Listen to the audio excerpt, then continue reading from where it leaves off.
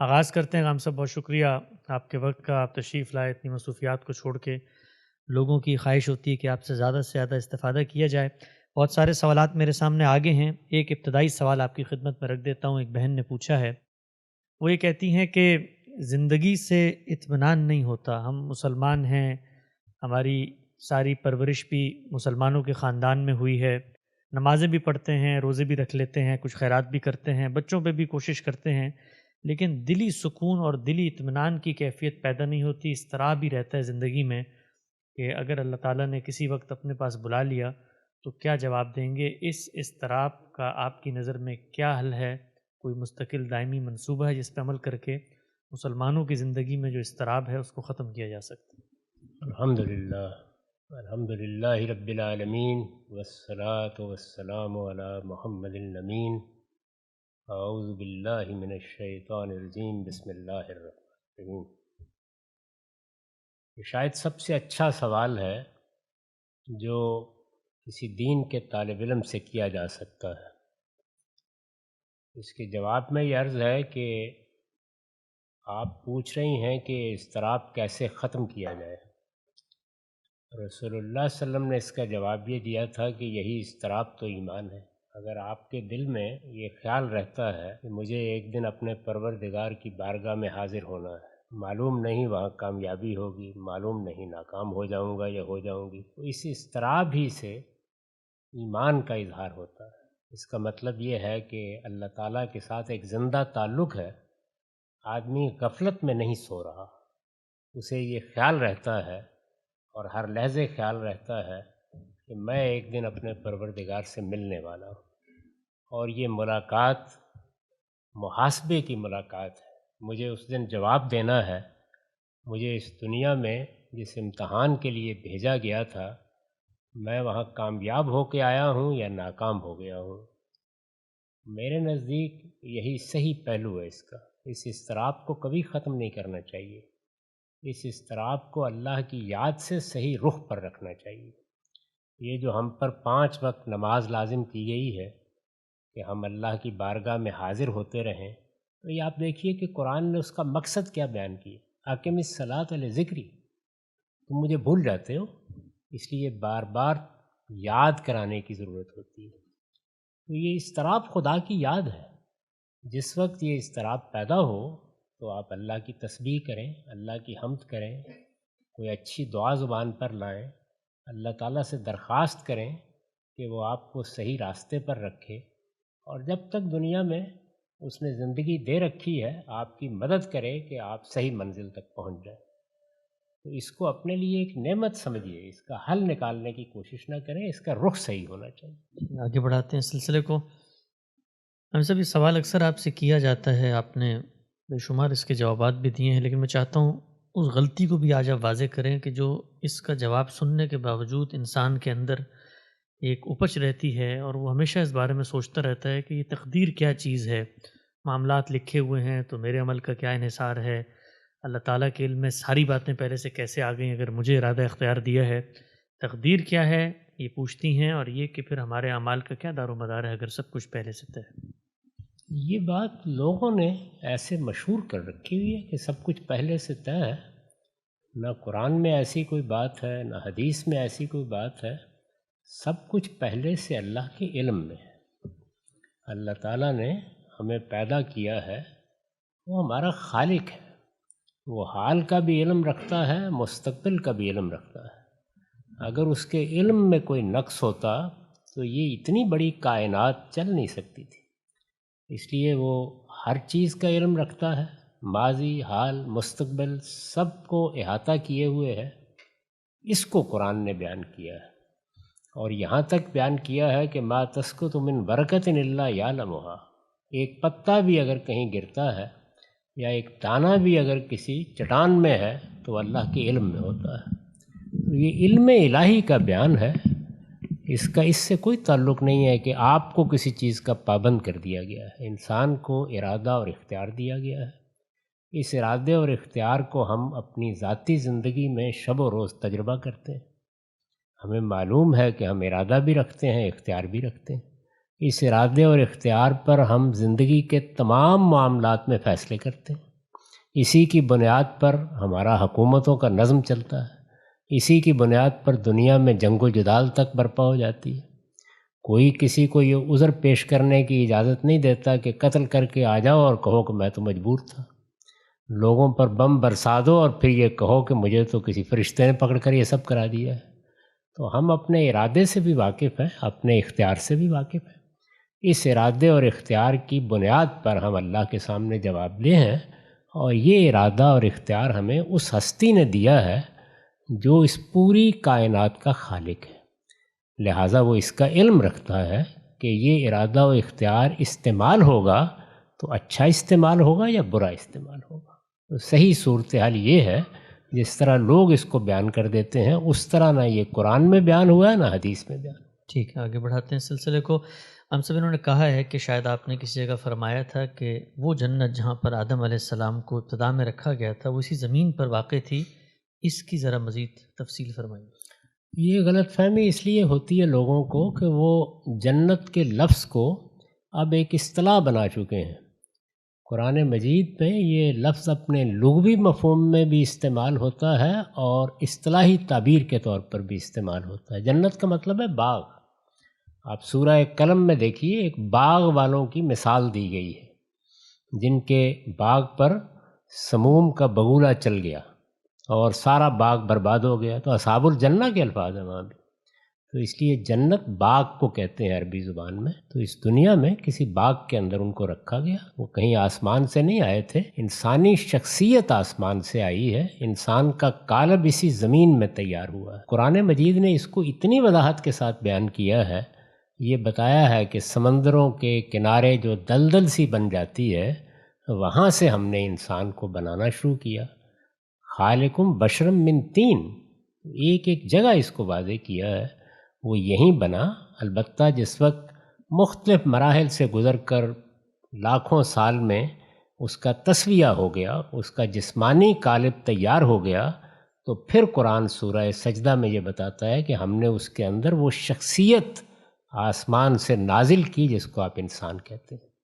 تو ہمارا قالب، ہماری یہ جو جسمانی ساخت ہے، یہ اپنے سارے وجود کے ساتھ زمینی ہے، اور اس میں جو شخصیت ودیت کی گئی ہے وہ اللہ تعالیٰ کی طرف سے ایک روح کے طور پر آتی ہے، وہ البتہ آسمانی۔ آگے بڑھاتے ہیں جی۔ ہم سب اس سوال پوچھا ہے انہوں نے کہ آج کل شادی اور ولیمہ ایک ہی دن ہوتا ہے جس کو شلیمے کا نام دیا گیا ہے۔ نام اچھا ہے ویسے شلیمہ، تو اس کی کیا دینی حیثیت ہے؟ نہ پہلے کسی کی کوئی دینی حیثیت تھی نہ اب ہے۔ یہ تو ایک اچھی روایت ہے کہ آپ کے ہاں ایک بڑا فیصلہ ہوا ہے، ایک گھر آباد ہوا ہے، ایک خاندان کی بنیاد پڑی ہے، تو آپ اپنے اعزاء احباب کو بلاتے ہیں، بلا کر کوئی کھانا کھلا دیا، کوئی چائے پلا دی۔ اس میں شریعت کو کیوں مداخلت کرنی؟ عربوں کے ہاں بھی یہ رواج تھا، ہمارے ہاں بھی ہے۔ اس میں اللہ تعالیٰ کے دین میں کوئی چیز طے نہیں کی گئی۔ آپ کو توفیق ہو تو آپ 2 کھانے کھلا دیں، اور آپ اگر محسوس کرتے ہیں کہ 2 کھانوں کو ملا کر ایک کھلایا جا سکتا ہے، اس میں بھی حرج نہیں ہے۔ آپ کا احساس یہ ہے کہ کھانا نہیں کھلانا، چائے ہی پلانی ہے، تو الحمدللہ وہ بھی صبر کر کے پی لیں گے۔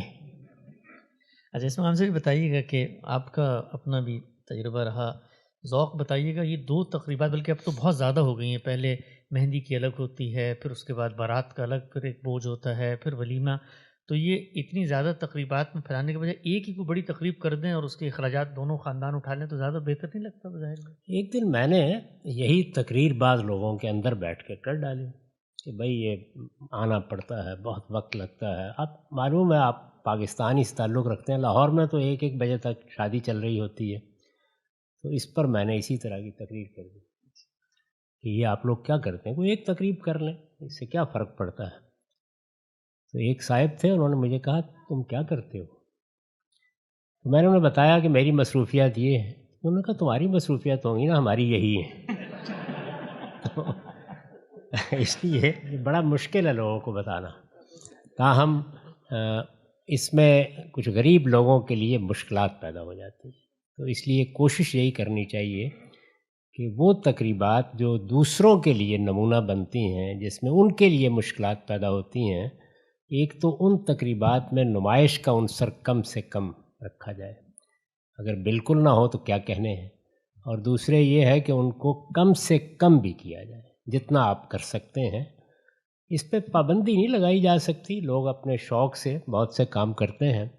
ہمارے ایک بڑے مذہبی رہنما تھے، انہوں نے مہم چلا رکھی ہوئی تھی کہ شادی والے گھر میں ہم بارات لے کے جائیں گے ہی نہیں، اور جائیں گے تو کھانا نہیں کھائیں گے۔ تو وہ مجھے یاد ہے میرے جلیل القدر استاد کو بھی دعوت نامہ دینے کے لیے آئے، مولانا امین حسن اصلاحی کو۔ انہوں نے کہا کہ یہ آپ فلاں تقریب ہو رہی ہے، تشریف لائیے اس میں۔ انہوں نے کہا اس پر تو میں بعد میں بات کروں گا، یہ بتائیے کہ یہ جو آپ کہتے ہیں کہ ہم شادی والے گھر میں کھانا نہیں کھائیں گے، تو کیوں ہم جنازہ لینے کے لیے جاتے ہیں؟ بھائی کھانے کا وقت ہوگا کھانا کھا لیں گے، چائے کا وقت ہوگا چائے پی لیں گے۔ تو اس طرح کے معاملات کو آپ جتنا سادہ رکھ سکتے ہیں اس کی ضرور کوشش کریں، لیکن نہ یہ کوئی مذہبی پابندی ہے کہ آپ نے 2 کھانے کھانے ہیں، ولیمہ الگ سے کرنا ہے، نہ یہ کوئی روایت کا ایسا معاملہ ہے کہ اس کو نبھائے بغیر آپ پاکستانی نہیں رہیں گے۔ اچھی تبدیلیاں کرنی چاہیے، اور اس میں اگر لوگوں کے لیے آسانی پیدا ہو تو کیا حرج ہے اس میں۔ ٹھیک ہے، آگے بڑھاتے ہیں۔ مطلب شادی کا ذکر ہوا، ویسے ہی دل بہت خوش ہو جاتا ہے شادی کا ذکر سنتے ہی۔ تو یہ بیان کیجئے کہ ہمارے ہاں آج کل شادی ایک بہت بڑی مہم بن گئی ہے۔ ہم دیکھتے ہیں گھروں میں نوجوانوں کی اپنے والدین سے نوک جھونک ہو رہی ہے، کانفلکٹ ہو رہے ہیں، ڈپریس ہو رہی ہیں، بچیاں بھی بچے بھی۔ پہلے میرا خیال ہے شاید اس طریقے کا معاملہ نہیں ہوتا تھا۔ یہ کیا وجہ ہوئی ہے کہ اب شادی بھی زندگی کے بڑے چیلنجز میں سے ایک چیلنج بن گیا ہے، اور بڑی مشکلات ہوتی ہیں، بلکہ نوجوان تو بچ رہے ہوتے ہیں کہ کسی طریقے سے گھر سے ہی ہم دور ہو جائیں تاکہ یہ بحث ہی زیر غور نہ آئے۔ اس میں غلطی کہاں ہو رہی ہے اور کوئی بہتری کی گنجائش کیا ہے ہماری؟ نہیں، غلطی کا کیا سوال ہے، حالات تبدیل ہو گئے۔ یعنی پہلے زمانوں میں، بلکہ آج سے 70-80 سال پہلے بھی وہ معاش کے معاملات نہیں تھے جو اب ہیں۔ زندگی دیہاتی زندگی کے قریب تر تھی، شہروں میں بھی صورتحال یہی تھی۔ زندگی کی رفتار بھی ایسی نہیں تھی، اس کی ضروریات کی بھی یہ نوعیت نہیں تھی۔ مجھے خود یاد ہے کہ دیہاتی زندگی میں بس یہ ہے کہ بڑے بیٹھ کر کوئی طے کر دیتے تھے، کسی میں چون و چرا کی گنجائش ہی نہیں ہوتی، لوگ مان لیتے تھے اور پھر اس کے بعد نبھا کے بھی دکھا دیتے تھے۔ تو یہ معاملات اس طرح چلتے رہتے تھے۔ اب یہ صورت نہیں رہی، بچوں میں اپنی زندگی کے بارے میں زیادہ شعور ہے، لڑکیاں بھی پڑھ لکھ گئی ہیں۔ عام طور پر شادی کرنے سے پہلے ایک لمبا عرصہ تعلیم میں گزارا جاتا ہے، اتنا طویل عرصہ تعلیم میں پہلے نہیں گزرتا تھا، اور اگر کسی نے زیادہ تعلیم بھی پانی ہو تو ایک خاص وقت میں شادی والدین پکڑ کے کر ہی دیتے تھے، اس کے بعد پھر جو ہوتا تھا ہوتا رہتا تھا۔ اب ایسا نہیں ہے۔ جب ایسا نہیں ہے تو اب رشتوں کے معاملے میں میرا کس کے ساتھ نباہ ہوگا، میری موافقت ہے یا نہیں، عمر کے کیا تقاضے ہیں، میں نے کتنا پڑھ لیا ہے، دوسرے نے کتنا پڑھ لیا ہے، تو ان چیزوں میں اب ہمارے ہاں انتخاب ایک مسئلہ بن گیا ہے۔ ہر آدمی خواب دیکھتا ہے۔ میں تو جب آپ نے بات شروع کی تو خیال کر رہا تھا دوسری شادی کا کوئی مسئلہ ہے، اس پر خوش ہو رہے ہیں۔ وہ ہمارے ایک بزرگ ہوتے تھے نصر اللہ خان صاحب عزیز، انہوں نے ایک کے بعد دوسری شادی کی، مولانا سید ابو اللہ صاحب مودودی بھی شریک تھے، تو انہوں نے اس موقع پر ایک شعر پڑھا کہ جب بھی سنتا ہوں کوئی عقد کہیں ہوتا ہے، حسرت آتی ہے کہ افسوس یہ میں کیوں نہ ہوں۔ دوسری تیسری شادی میں تو بڑی کشش ہے، لیکن پہلی ذرا مشکل ہو گئی ہے۔ تو اس لیے یہ مسائل ہیں، ہر دور کے کچھ مسائل ہوتے ہیں، ان مسائل کا اچھا تجزیہ کرنا چاہیے۔ زندہ قومیں ان مسائل کو سامنے رکھ کر دیکھتی ہیں کہ اب اس کا حل کیا نکالنا ہے۔ اگر آپ مسئلہ آج کا ہے اور حل آپ آج سے 100 سال پہلے کی زندگی کو سامنے رکھ کے نکالیں گے تو وہ نہیں نکلے گا۔ تو موجودہ معاشرت کیا ہے، معیشت کے کیا تقاضے پیدا ہو گئے ہیں، نئے شہروں نے کیا مسائل پیدا کر دیے ہیں، تعلیم نے کیا مسئلے پیدا کیے ہیں، ان سب کو سامنے رکھ کر اس مسئلے کے بھی حل نکالنے چاہیے۔ اور یہ جب اجتماعی طور پر یہ معاملات دیکھے جاتے ہیں تو اللہ تعالیٰ راستے بھی سجا دیتا ہے۔ ہم سب آگے بڑھاتے ہیں سلسلے کو۔ یہ سوال انہوں نے پوچھا ہے کہ مرتدین، وہ لوگ جو اسلام سے منحرف ہو جاتے ہیں، اسلامی ریاست میں ان کی کیا جگہ ہے؟ کیا ان کو اپنے خیالات، اپنے اشکالات، مذہب پر اپنے اعتراضات پیش کرنے کے لیے آزاد چھوڑ دینا چاہیے تاکہ وہ باقی لوگوں کو بھی گمراہ کریں، یا ان پر کوئی پابندی عائد ہونی چاہیے؟ اللہ تعالیٰ نے اس سوال کا جواب دے دیا ہے، اور وہ یہ کہ اس دنیا کو اس نے جبر پر قائم نہیں کیا۔ وہ یہ فرماتے ہیں کہ میں اس کائنات کا خالق ہوں، انسان کا بھی خالق ہوں، میں چاہتا تو سب کو ایک دین پر لے آتا، تو جب انہوں نے آزادی دے رکھی ہوئی ہے تو میں کون ہوتا ہوں کسی کی آزادی پہ قدغن لگانے والا؟ ہر آدمی کو حق حاصل ہے وہ جس دین کو چاہتا ہے اختیار کرے۔ قرآن کے الفاظ ہیں لا اکراہ فی الدین قد تبین الرشد من الغی۔ دین کے معاملے میں اللہ نے کوئی جبر روا نہیں رکھا، بس یہ ہے کہ ہدایت کو گمراہی سے الگ کر دیا ہے، اور وہ اللہ کی کتاب کی صورت میں موجود ہے۔ تو اگر کوئی آدمی دین کے بارے میں پوچھتا ہے تو جواب دیں گے، سوال کرتا ہے تو اس کے سوال کا سامنا کریں گے، اگر وہ دین کو چھوڑ دیتا ہے تو اس کے ساتھ دعوت کا ربط رکھیں گے اور کوشش کریں گے کہ وہ ہمارے دین میں آئے، اور کوئی چیز اگر باہر لے جانے کا باعث بن گئی ہے اور ہم اس رکاوٹ کو دور کر سکتے ہیں تو دور کریں۔ یہی صحیح رویہ ہے۔ اس کے لیے دین میں کوئی سزا دینے کا اختیار نہیں دیا گیا۔ جو غلط فہمی ہمارے ہاں ہے ارتداد کی سزا کے بارے میں، اس پر میں بڑی تفصیل سے لکھ بھی چکا ہوں اور گفتگو بھی کر چکا ہوں، اس کو آپ سن سکتے ہیں۔ ایک ایک چیز کو سامنے رکھ کر میں نے اس کا جواب دے دیا ہے، بلکہ حال میں جو اعتراضات سیریز چل رہی ہے اس میں خاص طور پر اس کو موضوع بنایا ہے، تو اس کو آپ سن لیجیے۔ آگے بڑھاتے ہیں جی سلسلے کو۔ ان کا سوال ہے کہ سیدنا آدم علیہ السلام نے ایک حکم کی خلاف ورزی کی، جس پر قرآن مجید یہ کہتا ہے کہ اللہ تعالیٰ نے ان کو ایک دعا سکھائی، انہوں نے معافی طلب کی اور ان کو معاف کر دیا گیا، لیکن پھر بھی ان کو جنت سے دنیا میں بھیجا گیا۔ اپیرنٹلی تو یہ معافی نہیں بلکہ سزا لگتی ہے کہ اس سب کے باوجود بھی ان کو اللہ تعالیٰ نے جنت سے نکال کے دنیا میں بھیج دیا۔ دنیا میں آنے اور اس باغ میں رہنے کا اس سے کوئی تعلق نہیں تھا، ان کو وہاں اس لیے رکھا گیا تھا کہ ان کی تعلیم کا بندوبست کیا جائے۔ تو ابتدا میں تعلیم عملی طریقے سے دی گئی، یہ بتایا گیا کہ تمہارے اندر کیا خصوصیات ہیں، باہر سے کیا مسائل پیش آئیں گے، جس دنیا میں تمہیں بھیجا جا رہا ہے وہاں کس امتحان میں ڈالے گئے ہو، یہ امتحان اصلاً کس کس چیز کا ہے۔ تو جس طرح سے آپ عملی تربیت دیتے ہیں بعض اوقات جب زبان ابھی ڈیولپ نہیں ہوئی ہوتی، بہت سے تصورات کو بیان کرنے کے لیے الفاظ نہیں بنے ہوتے، تو اس میں عملی طریقہ ہی بہترین طریقہ ہوتا ہے۔ اس کی تربیت دے کے بس جو مقصد تھا پیدا کرنے کا اس کے لیے ان کو بھیج دیا گیا، کوئی سزا نہیں دی گئی ان کو۔ یہ غلط فہمی دور کریں، یہ تو سینٹ پال کا عقیدہ ہے، قرآن مجید نے ایسی کوئی بات نہیں کی۔ ٹھیک ہے جی، آگے بڑھاتے ہیں سلسلے کو۔ اس سوال انہوں نے پوچھا ہے کہ مسلمان بر صغیر میں کوئی 1000 سال تک رہے ہیں اور یہاں پر انہوں نے حکومت کی ہے، تو یہ تصوف کی روایت ہے، یہ کیا یہاں کے مقامی باشندوں کے مذہب سے متاثر ہوئی؟ گویا تصوف کیا بدھزم سے انسپائر لگتا ہے؟ تصوف کو اگر آپ، چونکہ ہمارے ہاں وہ اصطلاح قبول کر لی گئی ہے، تو اس کو تفہیم مدعا کے لیے مسٹسزم میں بدل لیں یا روحانیت کا لفظ اختیار کر لیں، تو یہ دنیا کے اندر قدیم ترین مذہب ہے جو انسان نے ایجاد کیا ہے۔ اس میں کوئی شک نہیں کہ اس کا سب سے بڑا آدمی اگر دنیا میں کوئی پیدا ہوا ہے تو وہ مہاتما بدھ ہی تھا، اور مہاتما بدھ کے سوا بھی دنیا کی مختلف قوموں میں اس کی روایت رہی ہے۔ مسیحیوں کے ہاں بھی ہے، یہ یہود کے ہاں بھی ہے، تو قدیم قوموں میں بھی یہ ہمیشہ سے رہا ہے، اور نئی قوموں میں بھی جگہ جگہ اس کی نمود ہوتی ہے۔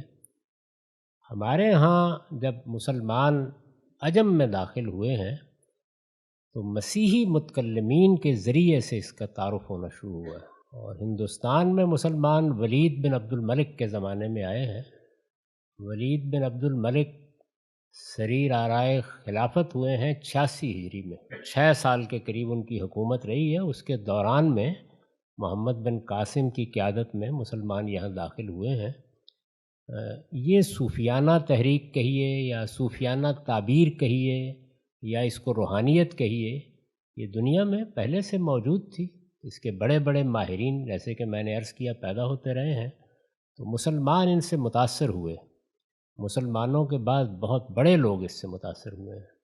اور جس طرح موجودہ زمانے میں ہم نے دیکھا اپنی جوانی میں لوگ کمیونزم سے متاثر ہو گئے، تو انہوں نے کوشش کی کہ اسلام کی ایسی تعبیر کر ڈالیں کہ جس میں کمیونزم کے مقاصد بھی پورے ہو سکیں۔ اس میں یہی بحث ہوتی تھی کہ کمیونزم یا سوشلزم کا اسلام سے کوئی اختلاف نہیں ہے، انہی مقاصد کو پورا کرنے کے لیے یہ بھی ایک دنیا نے چیز نکال لی ہے۔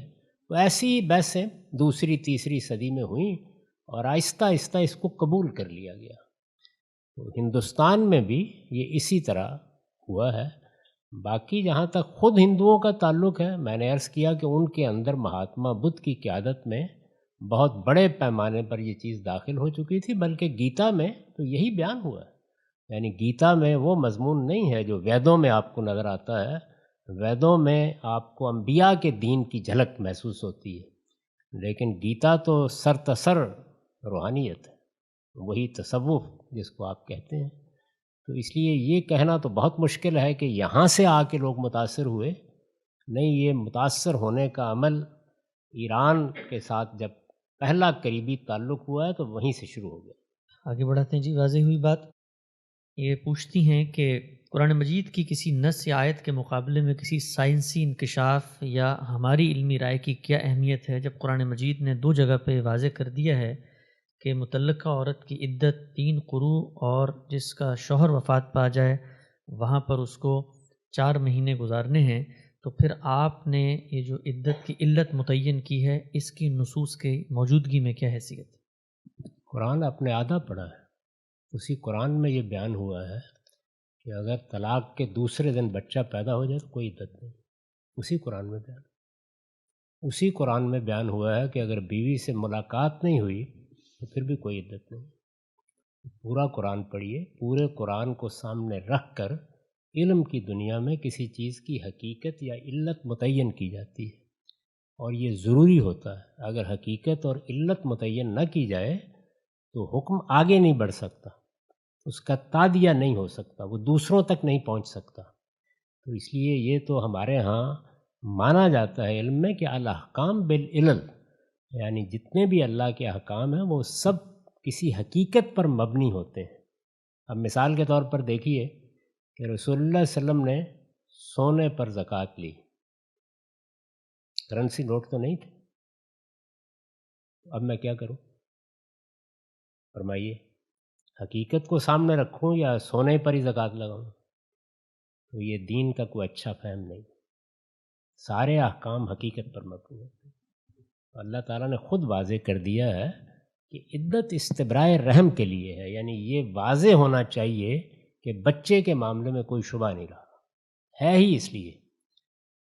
چنانچہ دوسرے دن، یعنی ایک عورت بیوہ ہو گئی ہے، آپ جانتے ہیں کہ سبیہ رضی اللہ عنہا کا یہی معاملہ ہوا، چند دنوں کے بعد ان کے ہاں ولادت ہو گئی، ان کے شوہر وفات پا گئے تھے، حضور نے فرمایا آزاد ہو، اب کوئی عدت نہیں۔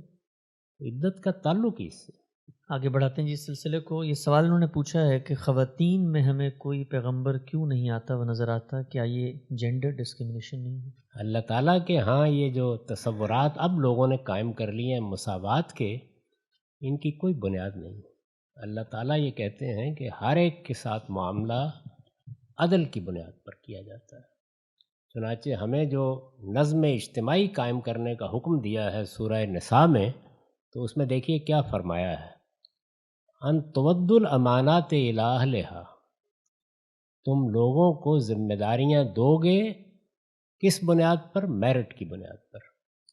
تو پیغمبری محض پیغام پہنچا دینے کا نام نہیں ہے، اس کے نتیجے میں ایک بہت بڑی کشمکش پیدا ہوتی ہے، اس کشمکش میں بڑے کٹھن مراحل آتے ہیں۔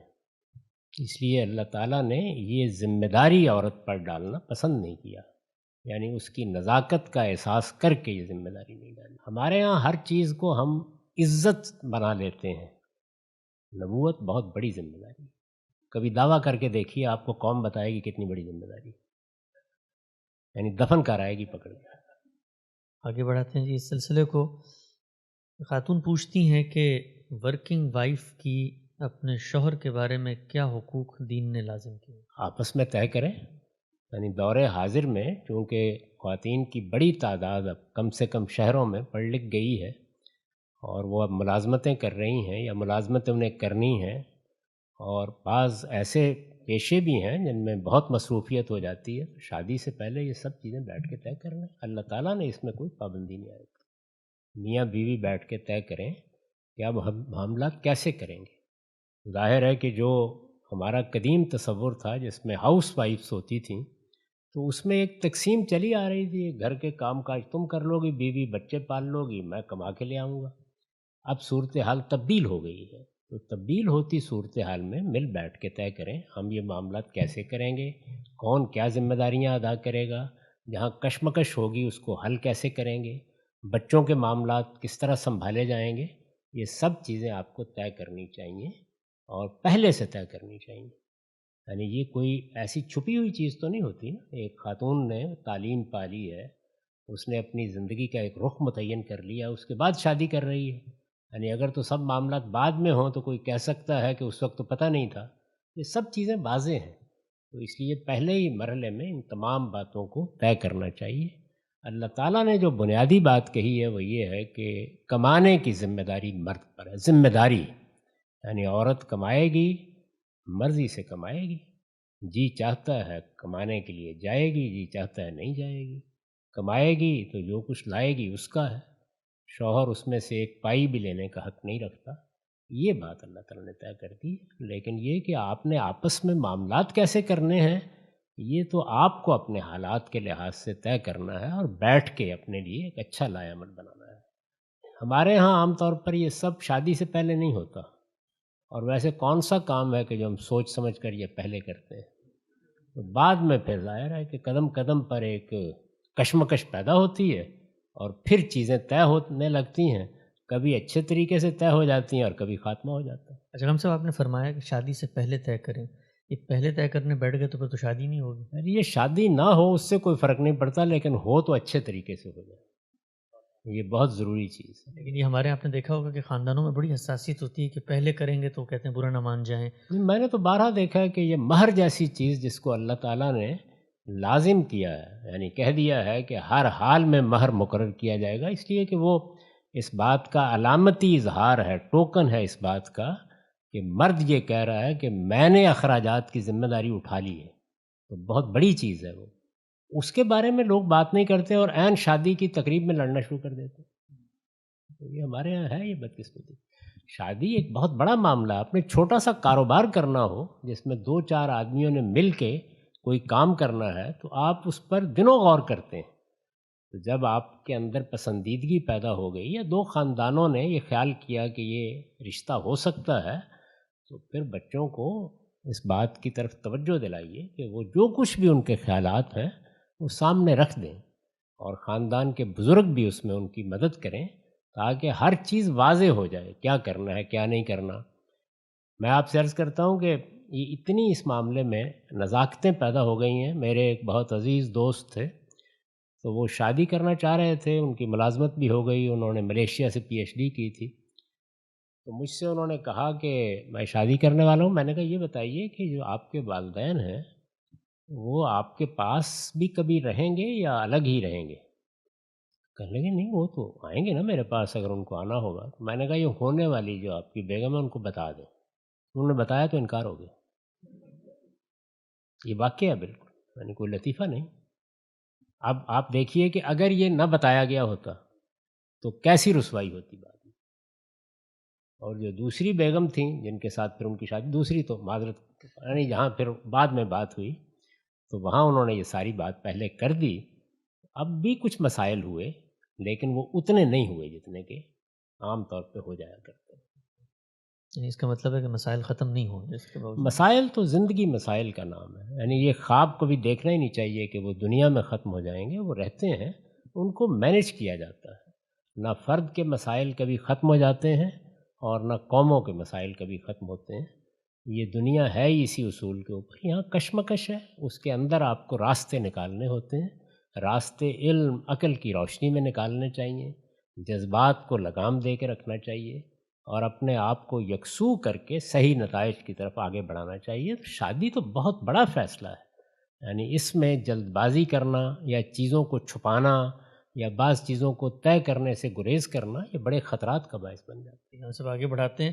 اچھا ایک چیز ہم سب آپ کی خدمت میں رکھتا ہوں، گزشتہ دنوں میرے علم میں آیا کہ ایک عالم دین نے ایک نکاح کے موقع پہ اس کپل کو طلاق دینے کا شرعی طریقہ بتایا سب کے سامنے، تو بڑا ہنگامہ ہو گیا کہ بھائی یہ آپ نے کیوں بتایا؟ تو انہوں نے کہا یہی موقع ہے، اس لیے کہ ہمارے ملک میں لوگ غصے میں، آپا دھاپی میں، رد عمل میں طلاق دے دیتے ہیں، ان کو پتہ ہی نہیں ہوتا۔ تو مجھے لگا کہ شادی سے پہلے لوگوں کو بتانا چاہیے کہ اگر تم نہیں رہ سکتے ساتھ تو یہ اس کا طریقہ ہے۔ تو طلاق کی تعلیم بھی شادی سے پہلے لوگوں کو دینی چاہیے نا، کہ کیسے آپ نے طلاق نہیں، دینی ہے۔ شادی سے پہلے دینی چاہیے، شادی کا خطبہ دیتے ہوئے نہیں دینی چاہیے۔ ہر چیز کا ایک موقع و محل ہوتا ہے۔ میں اس کی تائید نہیں کرتا کہ آپ نکاح کا خطبہ دینے کے لیے کھڑے ہوئے اور طلاق کے احکام بیان کرنا شروع کر دیں۔ آگے 2-4 بڑھاتے ہیں۔ دن پہلے ایجوکیٹ کر دیں، یہ بڑی اچھی بات ہے، لیکن اس سے پہلے ہونا چاہیے۔ ہم سے بھی سوال انہوں نے پوچھا ہے کہ ایک دوست نے گرین کارڈ نیشنلٹی کے حصول کے لیے امریکہ میں شادی کرتے وقت پاکستان میں اپنی سابقہ بیوی کی طلاق کا ایک جعلی سرٹیفکیٹ پیش کیا، لیکن وہ دل سے طلاق نہیں دینا چاہتا تھا، تو کیا طلاق واقع ہو گئی؟ جال سازی جو ہے یہ اسلام میں جائز ہو گئی۔ اللہ کی پناہ مانگنی چاہیے ایسی باتوں سے۔ یہ دین تو صفائی کا دین ہے، یہ صداقت کا دین ہے۔ اس دین کی تعلیم ہی یہ ہے کہ کونوا مع الصادقین۔ تو اس میں یہ کیسے گوارا کیا جا سکتا ہے کہ لوگوں کو دھوکہ دیا جائے، فریب دیا جائے، کسی قوم کو دھوکہ دیا جائے، لوگوں کو غلط باتیں بتائی جائیں، جعلی سرٹیفکیٹ تیار کیے جائیں۔ جو لوگ اس طرح کے کام کرتے ہیں وہ اپنی ذمہ داری خود اٹھائیں، وہ ہم سے کیوں اس کے لیے فتویٰ لینا چاہتے ہیں؟ ہم سب یہ ایک حدیث کے بارے میں پوچھا ہے کہ من عرف نفسہ فقط عرف ربہ، جس نے اپنے آپ کو پہچان لیا اس نے گویا خدا کو پہچان لیا۔ کیا بات یہاں پر زیر بحث ہے؟ یہ کوئی حدیث نہیں ہے، تاہم بات اچھی ہے۔ حدیث کسی چیز کو قرار دینے کے لیے یہ پہلی ضروری شرط یہ ہے کہ اس کی تحقیق کریں، تو رسول اللہ صلی اللہ علیہ وسلم کی طرف اس کی نسبت ثابت نہیں ہے، لیکن بات اپنی جگہ بالکل ٹھیک ہے، اچھی بات ہے۔ بہت سی اچھی باتیں، بہت سے اچھے اقوال وہ لوگوں میں حدیث کے طور پر مشہور ہو جاتے ہیں۔ یہ بھی انہی میں سے ہے کہ اگر آدمی اپنے آپ کو پہچان لے تو پہچانے گا تو کیا نتیجہ نکلے گا؟ یہی نتیجہ نکلے گا کہ میں ایک عاجز مخلوق ہوں، یہی نتیجہ نکلے گا نا۔ تو جس نے اپنی یہ حقیقت جان لی اس نے اپنے خالق کو بھی جان لیا۔ بات بڑی حکیمانہ ہے، بہت اچھی بات ہے جس میں کہی گئی ہے، لیکن یہ حدیث نہیں۔ آگے بڑھاتے ہیں جی۔ انہوں نے سوال پوچھا ہے کہ جھوٹ کیا چیز ہے؟ کہا جاتا ہے کہ کسی شخص کو بچانے کے لیے آپ جھوٹ بول سکتے ہیں، تو اگر کسی شخص کو بچانے کے لیے بول سکتے ہیں تو اپنے لیے کیوں نہیں بول سکتے؟ دیکھیے، ساری برائیاں جتنی بھی ہیں، جھوٹ ہے، بددیانتی ہے، جتنی چیزیں ہیں، یہ سب کے سب انسان کے اخلاقی وجود کا بھی تقاضا ہے کہ وہ ان کے قریب نہ جائے، اور اللہ کے دین میں بھی ان سب کو برائی قرار دے دیا گیا ہے۔ اللہ تعالیٰ نے قرآن مجید میں اس کو واضح کیا ہے، رسول اللہ صلی اللہ علیہ وسلم نے اپنے ارشادات میں اس کو واضح کیا ہے۔ یہ سب برائیاں ہیں، جھوٹ بہت بڑی برائی ہے، اس سے آدمی اپنے آپ کو جتنا بچا سکے اس کی کوشش کرنی چاہیے، یہ بنیادی بات ہے۔ جتنی چیزیں بھی دین میں حرام قرار دی گئی ہیں، جتنی چیزیں بھی، یعنی یہ اخلاقی حرمتیں ہیں، جیسے جھوٹ ہے، جیسے بددیانتی ہے، جیسے رشوت کھانا ہے، یہ اخلاقی لحاظ سے حرام ہیں۔ یہ سب چیزیں حرام کا مطلب ہے کہ یہ پروہیبٹڈ ہیں، ممنوع ہیں، ہمارے دین میں ان کی گنجائش نہیں ہے۔ اسی طرح بہت سی چیزیں کھانے پینے کے لیے حرام قرار دی گئی ہیں۔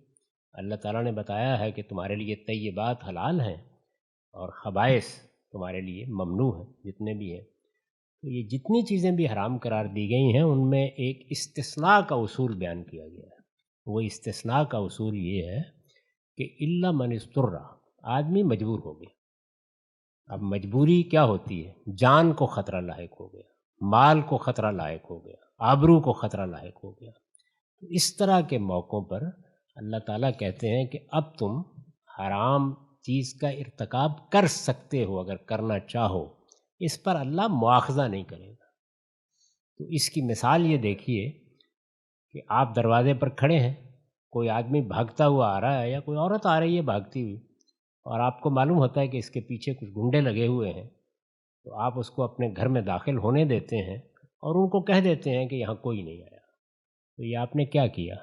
یہ جھوٹ تھا، لیکن یہ جھوٹ اب مواخذے میں نہیں رہا، اللہ اس پر مواخذہ نہیں کرے گا، بلکہ اگر اس موقع پر آپ سچ بولتے تو آپ غلط کرتے، کیونکہ اب اس عورت کی عزت یا اس مرد کی جان جو کچھ بھی خطرے میں تھی اس کو بچانا زیادہ ضروری تھا۔ تو صحیح بات یہ ہے، تو رسول اللہ صلی اللہ علیہ وسلم نے اس کی اجازت دی ہے، یہ معاملہ آپ سے متعلق ہے، یہ معاملہ کسی دوسرے سے متعلق ہے، اسی اصول پر ہوگا۔ اور اس کو خود قرآن نے بیان کر دیا ہے کہ حرمت اس وقت اٹھ جاتی ہے یا اس کا مواخذہ کہیے اٹھ جاتا ہے جب کوئی اضطرار پیدا ہو جائے۔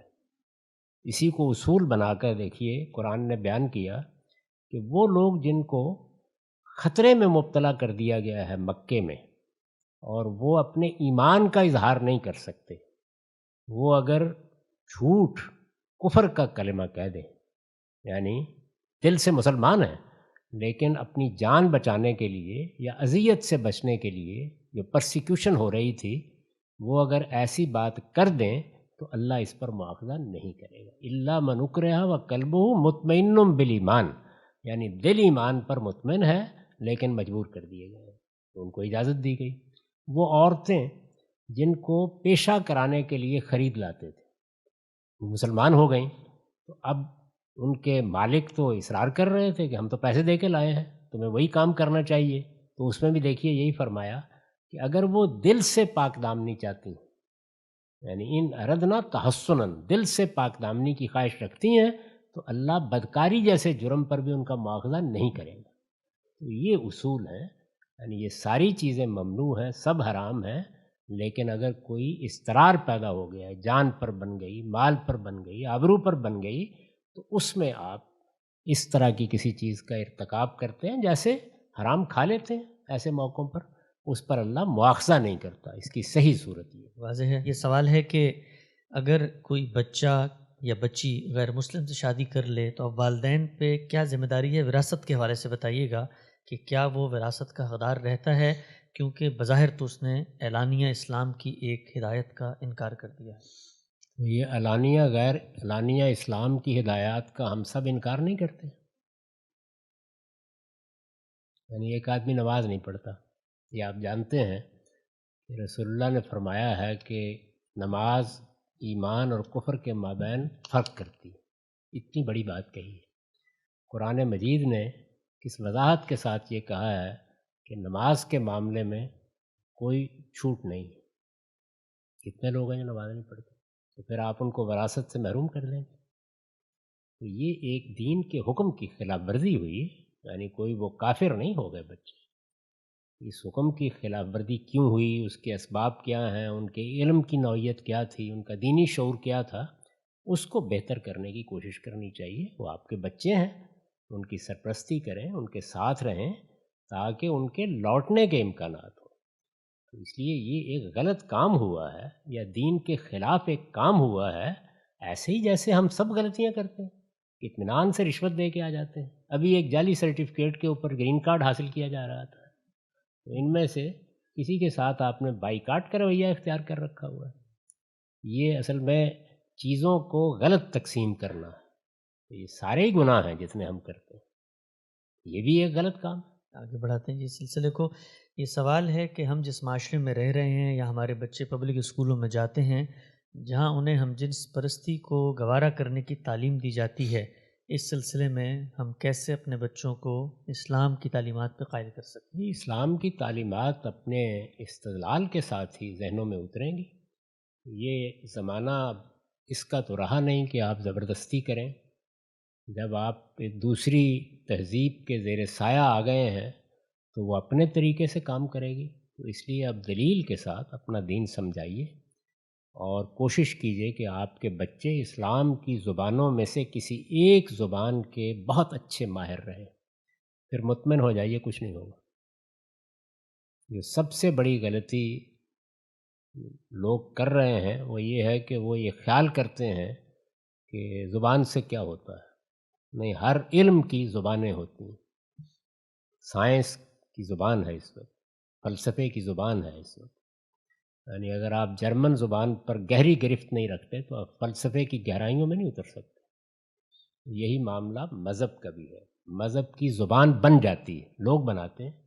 تو اسلام کی زبانیں تین ہیں، عربی، فارسی اور اردو، تو اس وجہ سے ان میں سے کوئی ایک زبان آپ کے بچوں کو بہت اچھی آنی چاہیے۔ یورپ نے صدیوں تک اس کا اہتمام کیا ہے کہ گریک اور لیٹن ان کے بچوں کو آنی چاہیے، تو بدقسمتی سے ہم نے اس کی اہمیت کو محسوس نہیں کیا۔ تو جب تک والدین بچوں کے ذہن سے اوپر ہوتے ہیں ان کے بچے مسلمان رہتے ہیں. جب بچوں کا ذہن والدین سے اوپر جاتا ہے اب ان کو مسلمان کون رکھے؟ ان کو مسلمان پھر ابوالکلام آزاد رکھے گا، اقبال رکھے گا، ابوالعلا مودودی رکھے گا، شبلی رکھے گا. وہ بڑے لوگ ہیں کہ پھر جو آپ کو گرفت میں لے لیتے ہیں. تو اس لیے ان تک رسائی کا آپ نے راستہ بند کر دیا. یہ بہت بڑا جرم ہے. اور یہ یاد رکھیے کہ کسی یعنی انگریزی زبان بھی ہو سکتا ہے کبھی اسلام کی زبان بن جائے، لیکن اس میں کئی صدیاں لگیں گی. یہ 2 دن میں نہیں بنتی. جب انگریزی زبان یہاں سے پیدا ہونے والے لوگوں میں اقبال پیدا کرے گی، شبلی پیدا کرے گی، ابوالعلا مودودی پیدا کرے گی، غزالی پیدا کرے گی، تو پھر یہ بھی بن جائے گی. ہم پاکستانیوں نے اس حقیقت کو سمجھا نہیں. اس کے بعد رو رہے ہیں بیٹھ کر. ہاں السلام علیکم. آپ نے دوسرا سوال کا جو جواب دیا تھا جس میں آپ نے کہا تھا کہ اللہ کو ساری چیزوں کا علم ہے، اس نے آپ کو اختیار دیا ہے. اگر اللہ کو علم ہے تو اچھا یہ سوال میرے بیٹے نے کیا ہے اور کئی مرتبہ اور اس کو جواب نہیں مل سکا، تو میں I am just looking forward کہ آپ اس کا جواب دیں کہ اگر اس کو علم ہے تو پھر یہ سارا مذاق کیا ہے. مطلب ہے کہ اس کو علم ہے کہ میں نے یہ غلط کرنا ہے اور میں نے چوری کرنی ہے یا ڈاکہ مارنا ہے یا میں مسلمان نہیں رہوں گا، جو بھی کچھ ہے، تو پھر کیوں دنیا بنائی گئی ہے اور کہ سیدھا سیدھا جنت اور جہنم میں بھیج دیں، ختم بات ہے. جنت اور جہنم میں آپ تھوڑی دیر کے لیے رک کر سوچئے کہ اگر مجھے اللہ تعالیٰ جنت میں بھیج دے اور آپ کو جہنم میں معذرت کے ساتھ اور اپنے علم کی بنیاد پر بھیج دے تو آپ کا مقدمہ تو قائم ہو گیا کہ پروردگار مجھے تو موقع ہی نہیں ملا. اس وقت کیا جواب دے گا اللہ تعالیٰ؟ لیکن اللہ تعالیٰ تو فیصلہ کر چکا ہے. وہ کوئی فیصلہ نہیں کیا. یہ دیکھیے پھر آپ نے لفظ بدل دیا. کوئی فیصلہ نہیں کیا. آپ کو پورا اختیار دیا ہے، پوری آزادی دی ہے. یعنی یہ کوئی آسان معاملہ نہیں ہے کہ اللہ تعالیٰ اپنے علم کی بنیاد پر ہاں سب کو جنت میں بھیج دے تو اس پر اعتراض نہیں ہوتا، لیکن سب کو جنت میں بھیج دے تو دنیا پھر بننی نہیں چاہیے تھی. پھر جیسے اس نے فرشتے بنائے ہیں اسی طرح ہمیں بھی بنا دیتا. دنیا بنائی گئی تو یہاں ظلم ہوا، یہاں عدوان ہوا، یہاں زیادتی ہوئی، یہاں قومیں مار دی گئیں، یہاں بچیوں کو ریپ کر لیا گیا، تو یہ سارے کے سارے جنت میں چلے جائیں. تو اس لیے یہ اللہ کا علم لازماً ہونا چاہیے، لیکن اللہ نے ہمیں اپنے علم کا پابند نہیں کیا. ہمیں آزادی دی ہے، اختیار دیا ہے، اور اس کے لیے کسی فلسفے کی ضرورت نہیں. اپنے اندر جھانک کے دیکھیے کیا آپ کے پاس اختیار ہے، بس اس کے لیے آپ جواب دیں. جب نتیجہ اتنا غیر معمولی نکلنا ہے تو اس کو علم کی بنیاد پر نہیں رکھا جا سکتا. لوگوں کو موقع، اللہ تعالیٰ تو کہتے ہیں کہ جس کی عمر کم ہو اور وہ وفات پا جائے اس کو بھی رعایت دوں گا، اس لیے کہ اس کو موقع نہیں ملا، مہلت نہیں ملی. جی، ہمارے مذہب میں اور جتنے بھی علماء، اسکالرس اور لوگ بھی اس چیز پہ فوکس کرتے ہیں ہمارا پاسٹ کیا تھا اور فیوچر کیا ہوئے گا، اور بیچ میں جو آج کل اور کرنٹ ہے اس کو بیچ میں سے نکال دیا ہے کہ آپ نے اپنی جو زندگی آپ گزار رہے ہیں اس کو کیسے بہتر کرنا ہے. یہ کانسیپٹ کدھر سے آیا اور اس کو کیسے ہم چینج کر سکتے ہیں کہ مسلمان اس چیز پہ فوکس کریں کہ وہ کیا کدھر رہ رہے ہیں، کیا کر رہے ہیں اور ان چیزوں کا امپیکٹ کیا ہے بنسبت ان کو وہ سوچتے رہیں جی کہ ہمارے آباء و اجداد تو وہ تھے، یا پھر جو ہمیں اب کچھ نہیں کرنے کی ضرورت، صرف ہم فوکس کریں اگلی زندگی کے لیے. یہ کیسے اس چیز کو برج کیا جائے اور کیسے اس چیز کو؟ یہ قوموں کا ذہن ان کی قیادت بناتی ہے، اور مسلمان قوموں کی قیادت علماء کے پاس ہوتی ہے، ان کے دانشوروں کے پاس ہوتی ہے، ان میں فلسفی حکیم اساتذہ پیدا ہوتے ہیں، اور ان کے سیاسی رہنماؤں کے پاس. ہمارے ہاں تینوں کے تینوں ایک ہی زبان بول رہے ہیں، وہ یا ماضی کی زبان ہے یا مستقبل کی زبان ہے. یعنی ابھی حال میں جو لوگ دنیا سے رخصت ہوئے ہیں اور جن کی ہمارے دل میں بڑی عزت ہے، انہوں نے دین کی بھی خدمت کی ہے، علم کی بھی خدمت کی ہے، ان کی خدمات سے انکار نہیں، لیکن وہ یہی سبق پڑھاتے ہوئے گئے سب کے سب جتنے بھی ہیں. یعنی یا ماضی کی داستان عظمت رفتہ کی داستان ہے، اور یا مستقبل کی امیدیں. تو حال کو ہم نے کس طرح ہاتھ میں پکڑنا ہے اور حال میں ہم کہاں کھڑے ہیں یہ ہماری قیادت کا موضوع نہیں ہے. آپ کبھی مسجدوں میں جائیں اور وہاں خطبے سنیں لوگوں کے، تو 90% تقریریں انہی موضوعات پر ہوں گی. یعنی یا ماضی کی داستان سنائی جا رہی ہوگی یا مستقبل کے کچھ امیدیں آپ کو دلائی جا رہی ہوں گی. تو یہ اصل میں ہماری قیادت کا مسئلہ ہے. عام لوگوں میں جن کو اللہ شعور دے دیتا ہے وہ نکل جاتے ہیں. زیادہ تر لوگ اپنے قائدین کی بات ہی سنتے ہیں. تو پوری قیادت اسی ایک کام میں لگی ہوئی ہے، تو اس میں عام لوگ کیا کریں بیچارے. تو اس لیے میں تو ان کو دوش نہیں دیتا. لیکن اس کو چینج تو کرنا ہے کسی طریقے سے. اور بس جن کو اللہ شعور دیتا ہے جی وہ ان کا کام ہے، وہ کریں. میں نے تو اپنی پوری زندگی میں نہ کبھی ماضی کی داستان سنائی ہے، نہ کبھی یہ امیدیں دلائی ہیں، بلکہ جتنی رہ گئی تھیں وہ بھی ختم کر دیں. ہاں جی، السلام علیکم. غامدی صاحب، سوال یہ ہے، یہ میرا دوست ہے، اس کا سوال ہے کہ جب انسان پیدا ہوتا ہے تو جس مذہب میں پیدا ہوتا ہے تو 99% اسی کو فالو کرتا ہے. تو یہ کہاں سے انصاف ہوا کہ جو مسلمان پیدا ہو گئے ان کی تو پرابیبلٹی اتنی ہائی ہے کہ وہ مسلمان رہیں گے اور وہی جنت میں جائیں گے. تو یہ کوئی اللہ میاں جب اپنے آپ کو حاکم کہتا ہے تو یہ کوئی ایسا جوڈیشل فیصلہ تو نہیں لگتا اس کو، ایٹ لیسٹ دانش کو نہیں لگتا.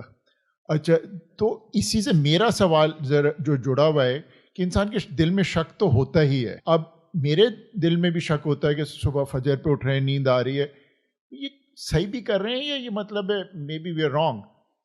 تو اب جو میرا جو سوال اس سے ریلیٹڈ ہے کہ دونوں سوال کا آپ کو جواب دینا ہے. جو اب میرا سوال آ رہا ہے وہ یہ ہے کہ اب جو شیطان ہے اس نے تو دیکھا تھا جہنم اور جنت، سب کچھ دیکھی ہوئی تھی. اب مجھے بھی اگر کوئی دکھا دے یہ چیز، جنت یہ اور جہنم، اور اللہ میاں مجھ سے ڈائریکٹلی کہہ دیں تو میں کبھی گناہ کروں گا ہی نہیں. تو یہ شیطان کیا پاگل تھا کہ اس نے یہ سب کچھ دیکھ کے بھی اتنا بڑا، مطلب ہی جسٹ وینٹ بونکرز؟ یہ کیسے ہو سکتا ہے؟ یہ آپ کے پہلے سوال کے جواب میں یہ عرض ہے کہ یہ ایک متھ ہے جس کو آپ نے بیان کیا ہے. قرآن نے اس کی نفی کر دی. اس نے یہ کہا ہے کہ دنیا میں جو تمہاری گروہ بندیاں ہیں، کوئی اپنے آپ کو مسلمان کہتا ہے، کوئی یہودی کہتا ہے، کوئی نصرانی کہتا ہے، قیامت میں ان کی بنیاد پر کوئی فیصلہ نہیں ہوگا. قیامت میں ایک میرٹ مقرر کیا گیا ہے، جو اس پر پورا اترے گا وہ جنت میں جائے گا. یہ بات سارے گروہوں کا نام لے کے کہی ہے اللہ تعالیٰ نے. اس میں سب سے پہلے مسلمانوں کا ذکر کیا، ان الذین آمنوا والذین ہادوا والنصارى والصابئین. یعنی ان میں سے کوئی بھی کسی گروہ سے وابستہ ہونے کی بنیاد پر جنت میں نہیں جائے گا. بلکہ جب یہود نے یہی دعویٰ کیا، وہ اللہ کی منتخب قوم تھے، تو اللہ تعالیٰ نے فرمایا کہ مجھے ذرا دکھاؤ میں نے کب یہ وعدہ کیا تم سے. تو ذرا سورہ بقرہ کو کبھی سادہ ترجمے کے ساتھ پڑھ لیجئے. پوری سورہ کا موضوع یہ ہے کہ نجات کی بنیاد کسی گروہ سے تعلق نہیں ہے، وہ ایک میرٹ ہے. جو اس پر پورا اترے گا وہ جنت میں جائے گا. وہاں یہ تقسیم، یہ گروہ بندیاں، یہ سب ختم ہو جائیں گی. لوگ اپنی حقیقت کے لحاظ سے اٹھیں گے. جس کے اندر حقیقی ایمان ہے وہی وہاں پر مسلمان قرار پائے گا. تو مسلمان ہونے کا مطلب وہاں سمجھ میں آ جائے گا کیا ہوتا ہے. یہاں تو بس ہم پیدا ہوتے ہیں، جس کے گھر میں پیدا ہو گئے اپنا ویسا ہی نام رکھ لیتے ہیں، اور اس کے بعد بے شعوری کی زندگی بسر کرتے رہتے ہیں. تو قرآن مجید میں اس طرح کی کوئی بات نہیں کہی گئی. وہاں صاف صاف بتا دیا گیا ہے، اور وہ میرٹ بھی بالکل 3 نکات کی صورت میں بیان کر دیا گیا کہ یہ ہے میرٹ. اس پر ہر شخص کو جانچا جائے گا، خواہ وہ کسی دور دراز جگہ پہ رہتا ہے، خواہ اس کو کسی پیغمبر کی دعوت پہنچی ہے، خواہ نہیں پہنچی ہے. یہ ہے اس کی بنیاد. تو اس بنیاد کو واضح کر کے یہود کا بالکل یہی دعویٰ تھا جو ہمارے ہاں ہے. اس کی اللہ تعالیٰ نے اتنی سختی کے ساتھ تردید کی ہے کہ قرآن مجید کو پڑھنے والا تو کوئی آدمی یہ سوال سوچ بھی نہیں سکتا. یہ ہمارے ہاں کی عام گفتگویں ہیں جو لوگ کرتے ہیں. دوسرے سوال کے جواب میں یہ عرض ہے کہ انسان کیا ہے یہ میں جانتا ہوں. ابلیس جنات میں سے تھا. جنات میں سرکشی کی نوعیت کیا ہے اس سے میں واقف نہیں. انسانوں کے بارے میں میرا تجربہ یہ ہے کہ آپ بے حجاب کر کے حقیقت دکھا دیجئے، اس کے باوجود وہ سرکشی کرتے ہیں، اس کے باوجود خدا کے مقابلے میں کھڑے ہو جاتے ہیں. وہ پیغمبروں کے سامنے کھڑے ہوتے ہیں اور پیغمبر بڑی حد تک پردہ اٹھا دیتا ہے، لیکن وہ اس سے لڑنے کے لیے تیار ہو جاتا ہے۔ آپ اندازہ کریں میدان بدر میں ابو جہل کی کبھی دعا دیکھیں کیا ہے، اس نے بھی کھڑے ہو کے دعا کی ہے اور اللہ تعالیٰ سے کی ہے۔ اس سے آپ کو اندازہ ہو جائے گا کہ انسان جس کو ارادہ و اختیار دیا گیا ہے یہ کہاں تک چلا جاتا ہے۔ جنات میں سے تھا، جنات کو بھی ہماری طرح ارادہ دیا گیا ہے، ہماری طرح اختیار دیا گیا ہے، ہماری طرح امتحان میں ڈالا گیا ہے، ہماری طرح ان کو بھی ایک دن مواخذے میں جانا ہے، ہماری طرح ان کے لیے بھی جنت ہے، ان کے لیے بھی جہنم ہے۔ اس وجہ سے ان کے ہاں بھی سرکشی پیدا ہوئی۔ وہ سرکشی جس وقت انسان کو بنایا گیا اس وقت نمودار ہوئی، اس لیے وہ داستان بن گئی۔ آپ سورہ جن میں دیکھیے، وہاں جنات یہ بتاتے ہیں کہ ہمارے ہاں اس طرح کے سرکش لوگ بہت ہیں، کوئی ایک ابلیس نہیں تھا، بہت ہیں، اور بتاتے ہیں کہ ہمارے ہاں بڑے نیک لوگ بھی ہیں، ہمارے ہاں صحیح راستے پر رہنے والے بھی ہیں۔ وہ بھی ہماری طرح کا ایک گروہ ہے، بہت بڑا گروہ ہے۔ اللہ تعالیٰ نے اس کو بھی اس مادی کائناتی میں پیدا کیا ہے، وہ بھی ہمارے ہی گرد و پیش میں رہ رہے ہیں۔ ان کے بارے میں بہت سی باتیں قرآن نے بیان کر دی ہیں۔ ان کے ہاں بھی بالکل یہی امتحان کی کیفیت ہے۔ اس وجہ سے یہ خیال نہیں کرنا چاہیے کہ صرف ابلیس نے حقائق کو دیکھ کر سرکشی اختیار کی ہے، ہم بھی حقائق کو دیکھ کر بار بار سرکشی اختیار کرتے ہیں۔ آپ ذرا فرعون کی داستان پڑھیے قرآن میں، یعنی ذرا یہ دیکھیے، بائبل کو اٹھا کر دیکھیے کہ اس کے سامنے سیدنا موسیٰ نے کتنا حجاب اٹھا دیے۔ 9 آیات قرآن کہتا ہے کہ نازل ہوئی ہیں، یعنی 9 نشانیاں نمودار ہوئی ہیں۔ وہ نشانیوں کی تفصیل پڑھنے کے بعد رونگٹے کھڑے ہو جاتے ہیں آدمی کے کہ اس کے بعد آدمی کیسے انکار کر سکتا ہے۔ کیا، اور کب مانا؟ جب غرق ہونے لگا۔ تو اس لیے انسان جب ارادے اور اختیار کی مقام پر کھڑا ہوتا ہے تو 2 ہی امتحان ہیں جس میں ہمیں ڈالا گیا ہے۔ انانیت کا امتحان، یہ جو آپ دیکھتے ہیں کہ لوگ فرقوں میں بند ہیں، لوگ تعصبات میں بند ہیں، لوگ مرنے مارنے پر تلے ہوئے ہوتے ہیں۔ اسی طرح تفوق کی یہ جو جبلت ہے، جس کو ایڈلر نے کہا کہ سب سے بڑی جبلت ہے، وہ قوموں میں ظہور پذیر ہوتی ہے، اس کی بنیاد پر نسلیں چڑھ دوڑتی ہیں، ہٹلر اور مسولینی پیدا ہو جاتے ہیں۔ یہ سب کیا ہے؟ کیا یہ نہیں جانتے کہ دنیا کس اصول پر بنی ہوئی ہے؟ تو اس لیے اس میں کوئی تعجب کی بات نہیں ہے کہ ابلیس نے ایسا کیا۔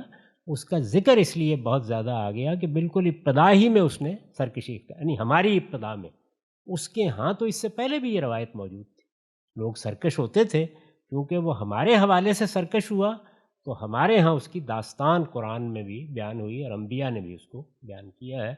باقی جنت دوزخ اس نے نہیں دیکھی تھی، جنت دوزخ تو ابھی وجود میں آنی ہے، جب آئے گی ہم بھی دیکھیں گے۔ السلام علیکم۔ نماز سے پہلے ڈسکشن ہو رہا تھا کہ دنیا جو ہے وہ قوموں میں زیادہ بڑھتی جا رہی ہے، یو ایس میں، یورپ میں، انڈیا میں، یہ اس طرح کا کچھ سرکل بتایا جا رہا ہے کہ قومیں اپنے آپ میں ہی گھستی جا رہی ہیں۔ یہ میں سمجھ نہیں سکا، آپ کیا بات فرما رہے ہیں؟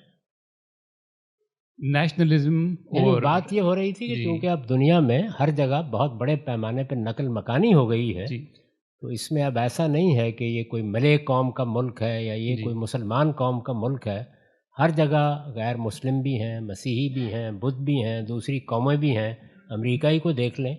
تو اس وجہ سے دنیا نے اس کا حل یہ نکالا ہے کہ اب جغرافیے کی بنیاد پر نیشن سٹیٹ بنائی جائے جس میں سب لوگ برابر کے شہری ہوں۔ یہ بات ہو رہی تھی۔ جی، لیکن نیشنل قومیت کا ٹرینڈ بڑھتا جا رہا ہے، ریسزم کا ٹرینڈ بڑھتا جا رہا ہے، جیسے حالات پتہ چل رہے ہیں انڈیا میں یہ بڑھ رہا ہے ٹرینڈ۔ اس ٹرینڈ کو ریورس کرنے کے بارے میں کیا آپ کا خیال ہے؟ اسی سطح کے لیڈر پیدا ہونے چاہیے جنہوں نے آج سے 60-70 سال پہلے ان قوموں کی رہنمائی کی تھی۔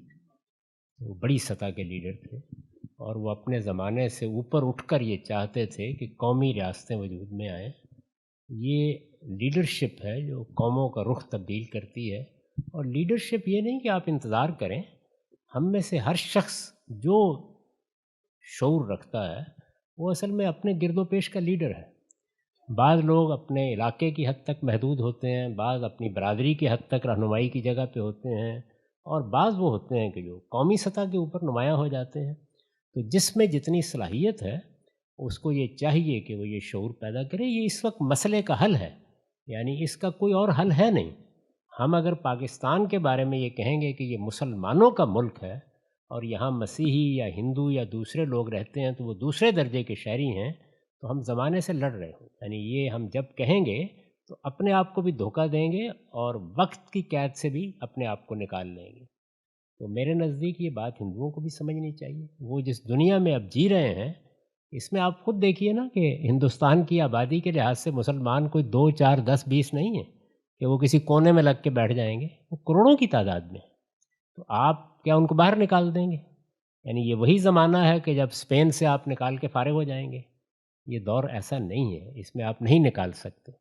ہمارے ہاں جو تعداد تھی وہ بڑی تھوڑی تھی. ادھر مغربی پاکستان جو کسی زمانے میں کہلاتا تھا، وہاں سے ہجرت ہوئی ہے بڑے پیمانے پر، لوگ چلے گئے، سکھ بھی چلے گئے، ہندو بھی چلے گئے، اور اب بھی ہے، لیکن تعداد اتنی کم ہے کہ زیادہ مسئلہ نہیں ہوتا. تو جہاں بہت بڑی تعداد ہے وہاں قومی ریاست، یہ جو نیشن سٹیٹ ہے، اس کے سوا کوئی مسئلے کا حل نہیں ہے. یا تو بتائیے کیا حل ہے. اور تو یہ دنیا نے اس حل کو مان لیا ہے اور بڑی لیڈرشپ نے اس کی بنیاد پر قومی ریاستیں بنائی ہیں. ہمارے ہاں بھی تقسیم اسی اصول پر ہوئی تھی. اس کا شعور لوگوں میں پیدا کرنا چاہیے، مجھے بھی کرنا چاہیے، آپ کو بھی کرنا چاہیے. جی بالکل کلچرل ہے، کوئی پابندی نہیں ہے. آپ خواتین کو گواہ بنائیں، آپ مردوں کو گواہ بنائیں، جس کو چاہے گواہ بنائیں. کیونکہ اس طرح کے معاملات میں اس کا اندیشہ ہوتا ہے کہ کل کوئی جھگڑا ہو گیا تو عدالتوں میں جانا پڑے گا. تو اس وجہ سے لوگ اجتناب کرتے ہیں اس سے کہ وہاں خواتین جائیں گی. اور آپ کو شاید تجربہ ہے یا نہیں، مجھے تو ایک آدھ مرتبہ تجربہ ہوا، اور میں خدا کی پناہ مانگتا ہوں کہ جو وکلاء جرا کرتے ہیں خواتین کے لیے آسان نہیں ہوتا. اس کے مقابلے میں ظاہر ہے ان کی اپنی ایک شخصیت ہے، تو اس لیے لوگ احتیاط کرتے ہیں. یہ بالکل کلچرل چیز ہے اور سد ذریعہ کے اصول پر ہے. یعنی ہماری خواتین ہیں، ہماری بچیاں ہیں، کل عدالتوں میں ان پر جرا ہو رہی ہو. اور قبائلی زندگی میں تو اور بھی مشکل تھا. یعنی وہاں پر آپ نے کسی کھاتے پیتے کسی بڑے سردار کے خلاف گواہی دینے کے لیے کھڑے ہونا ہے کہ جی ہاں میں اس بات کی گواہ ہوں کہ واقعی یہ دولت ادھر سے ادھر گئی تھی، تو وہ اپنی جان جوخم میں ڈالنے کا معاملہ تھا. تو آہستہ آہستہ جیسے جیسے عورتیں امپاور ہوں گی، جیسے جیسے وہ شعور کے لحاظ سے بہتر جگہ پر آئیں گی، جس طرح آپ کے ہاں اچھی عدالتی نظام وجود میں آئے گا، تو یہ خود بخود ہو جائے گا. ایسی چیزیں وقت سے پہلے اگر آپ کرنے کی کوشش کریں تو اس میں ناکامی ہو جاتی ہے.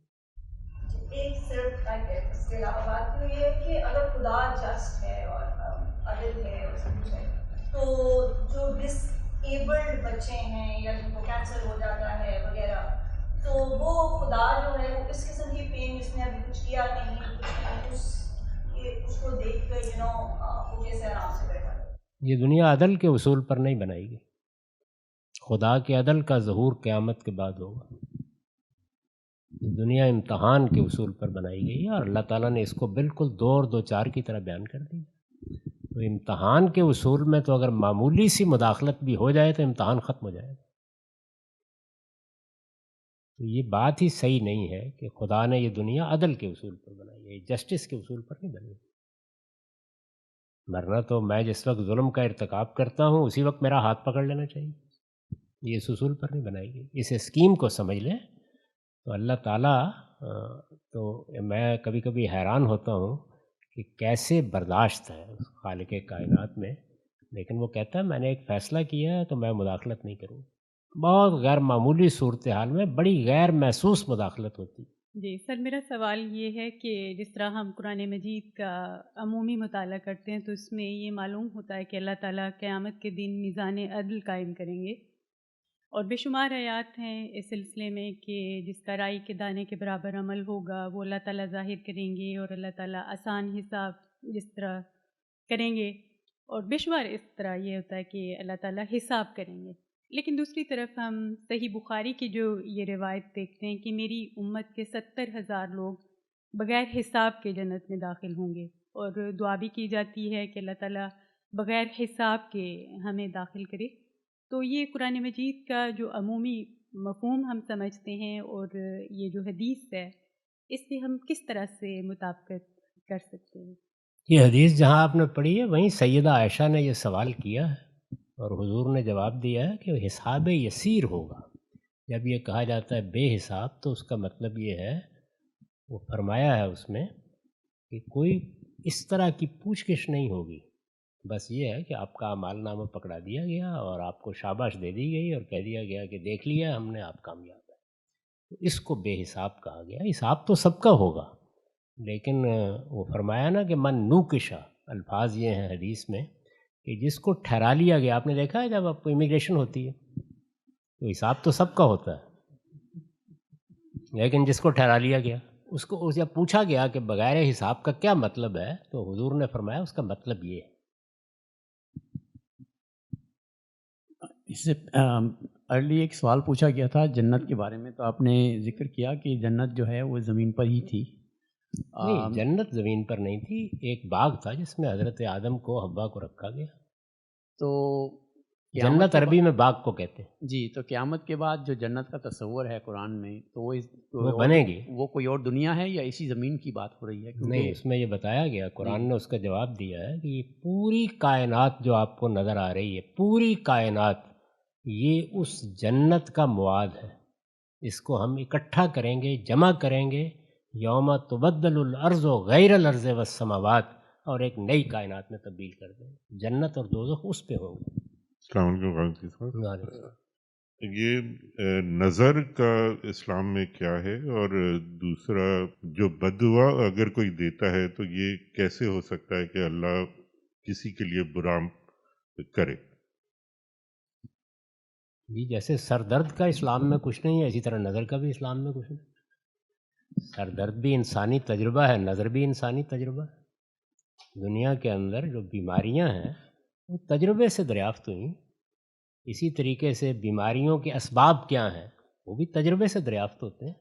تو قدیم زمانے کے لوگوں کا یہ تجربہ ہے کہ کسی کے دیکھنے سے بھی کچھ اثرات ہوتے ہیں.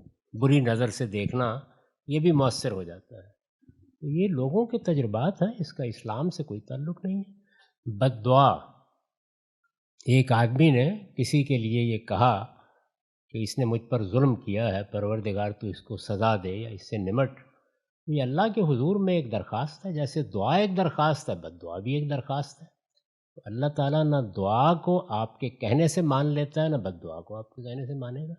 وہ تو اپنے قانون کے مطابق معاملہ کرتا ہے، جو جس کا مستحق ہے اس کے لحاظ سے کرتا ہے. درخواست کرنے کو تو بندہ کر دیتا ہے، ہم روز کرتے رہتے ہیں. آپ نے دیکھا میدان عرفات میں ہر روز دعا کرتے ہیں، ہر سال دعا کرتے ہیں کہ دشمن کی توپوں میں کیڑے پڑے، نہیں پڑتے. السلام علیکم غام صاحب. جی وعلیکم السلام. غام صاحب، قرآن کی جب ہم ٹرانسلیشن پڑھ رہے ہوتے ہیں تو کبھی کبھی ایک دم رک کے اندازہ ہوتا ہے کہ کہیں چیز بہت بار رپیٹ ہو رہی ہے اور بہت زیادہ بار رپیٹ ہو رہی ہے. تو تھوڑا سا ویسے ہی ذہن میں خیال آتا ہے کہ بار بار بار بار ایک ہی چیز کو کیوں اتنی بار کہا جا رہا ہے. اور ایک اور کوشچن کہ نماز کو بھی کرتے کرتے ایک وقت آتا ہے ایسے لگتا ہے کہ بس ایک عادت ہے جو کہ آپ کر رہے ہیں، معنی خیز چیز نہیں نظر آتی. مطلب اس کے اندر کیسے اس کو بہتر کیا جا سکتا ہے؟ دیکھیے، قرآن مجید کا جو عام مطالعہ ہے اس کا اصول یہ نہیں ہے کہ آپ ایک طرف سے شروع ہو جاتے ہیں اور روزانہ پڑھتے ہیں. یعنی آپ نے کہیں سے کھولا، کسی سورہ کو نکال لیا تو آپ نے پڑھا. قرآن مجید میں جو بنیادی مضامین ہیں وہ ایک ہی ہیں. ان بنیادی مضامین کو بالکل اسی طرح ہزار رنگ سے بیان کیا گیا ہے. جیسے میر انیس نے کہا ہے نا کہ ایک پھول کا مضموں ہو تو 100 رنگ سے باندھو.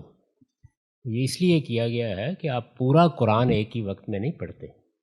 قرآن میں اسلوب یہ اختیار کیا گیا ہے کہ کبھی کوئی چھوٹی سورہ پڑھنے کو دل چاہتا ہے، کبھی بڑی پڑھنے کو دل چاہتا ہے، کبھی آپ تدبر کے ساتھ پڑھ رہے ہوتے ہیں، کبھی عمومی تلاوت کر رہے ہوتے ہیں. تو اس طرح کی کتاب میں مضامین کو اسی طرح ہونا چاہیے. ورنہ تو آپ نے اگر ایک جگہ توحید پہ خطبہ پڑھ لیا تو ہو سکتا ہے کہ پھر 15 سال کے بعد آخرت والا پڑھیں. تو اس میں بنیادی مضامین بہت خوبصورتی کے ساتھ آتے ہیں. وہ اتنا خوبصورت آہنگ ہے جو ترجمے میں منتقل نہیں ہو سکتا. تو ایسے ہی معاملہ اعلیٰ ادب کا ہے. یعنی میں بتا سکتا ہوں آپ کو کہ پوری مثنوی میں کیا مضامین ہیں، 3 یا 4. میں بتا سکتا ہوں کہ علامہ اقبال کے مضامین کیا ہیں، 3 یا 4. انہیں کو بار بار بیان کیا جاتا ہے، لیکن نئے نئے انداز میں بیان کیا جاتا ہے. تو قرآن بھی ایک ادب پارہ ہے. ہمارے ہاں چونکہ اس کا ترجمہ ہوتا ہے تو ذرا سوچئے کہ بہت اچھے شعر کا ترجمہ کر دیا جائے تو پھر اس میں وہ بات نہیں رہتی، کیونکہ جو چیز ان مضامین کو بار بار آنے کے باوجود نیا رنگ، نیا آہنگ دیتی ہے وہ کنسٹرکشن ہے، یعنی جس طرح اس کو بیان کیا گیا ہے.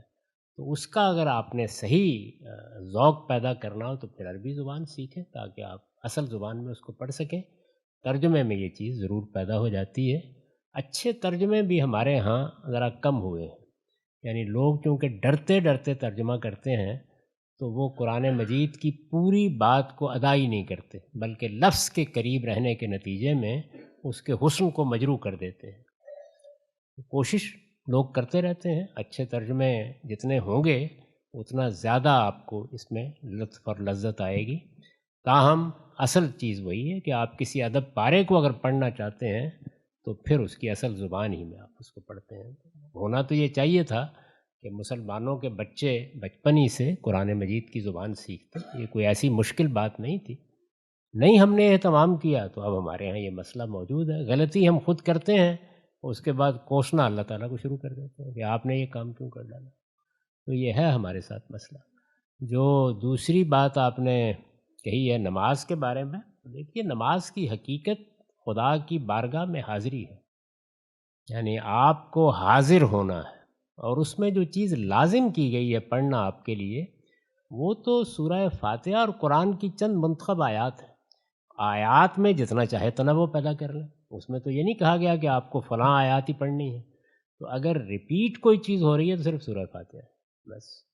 باقی جتنے اذکار ہیں نماز کے وہ سب کے سب اختیاری ہیں. آپ چاہیں تو وہ اذکار کریں جو عام طور پر کرتے ہیں، چاہے تو آپ کوئی اور اذکار کر لیں، چاہیں تو آپ اردو میں کریں، چاہیں تو آپ عربی میں کریں.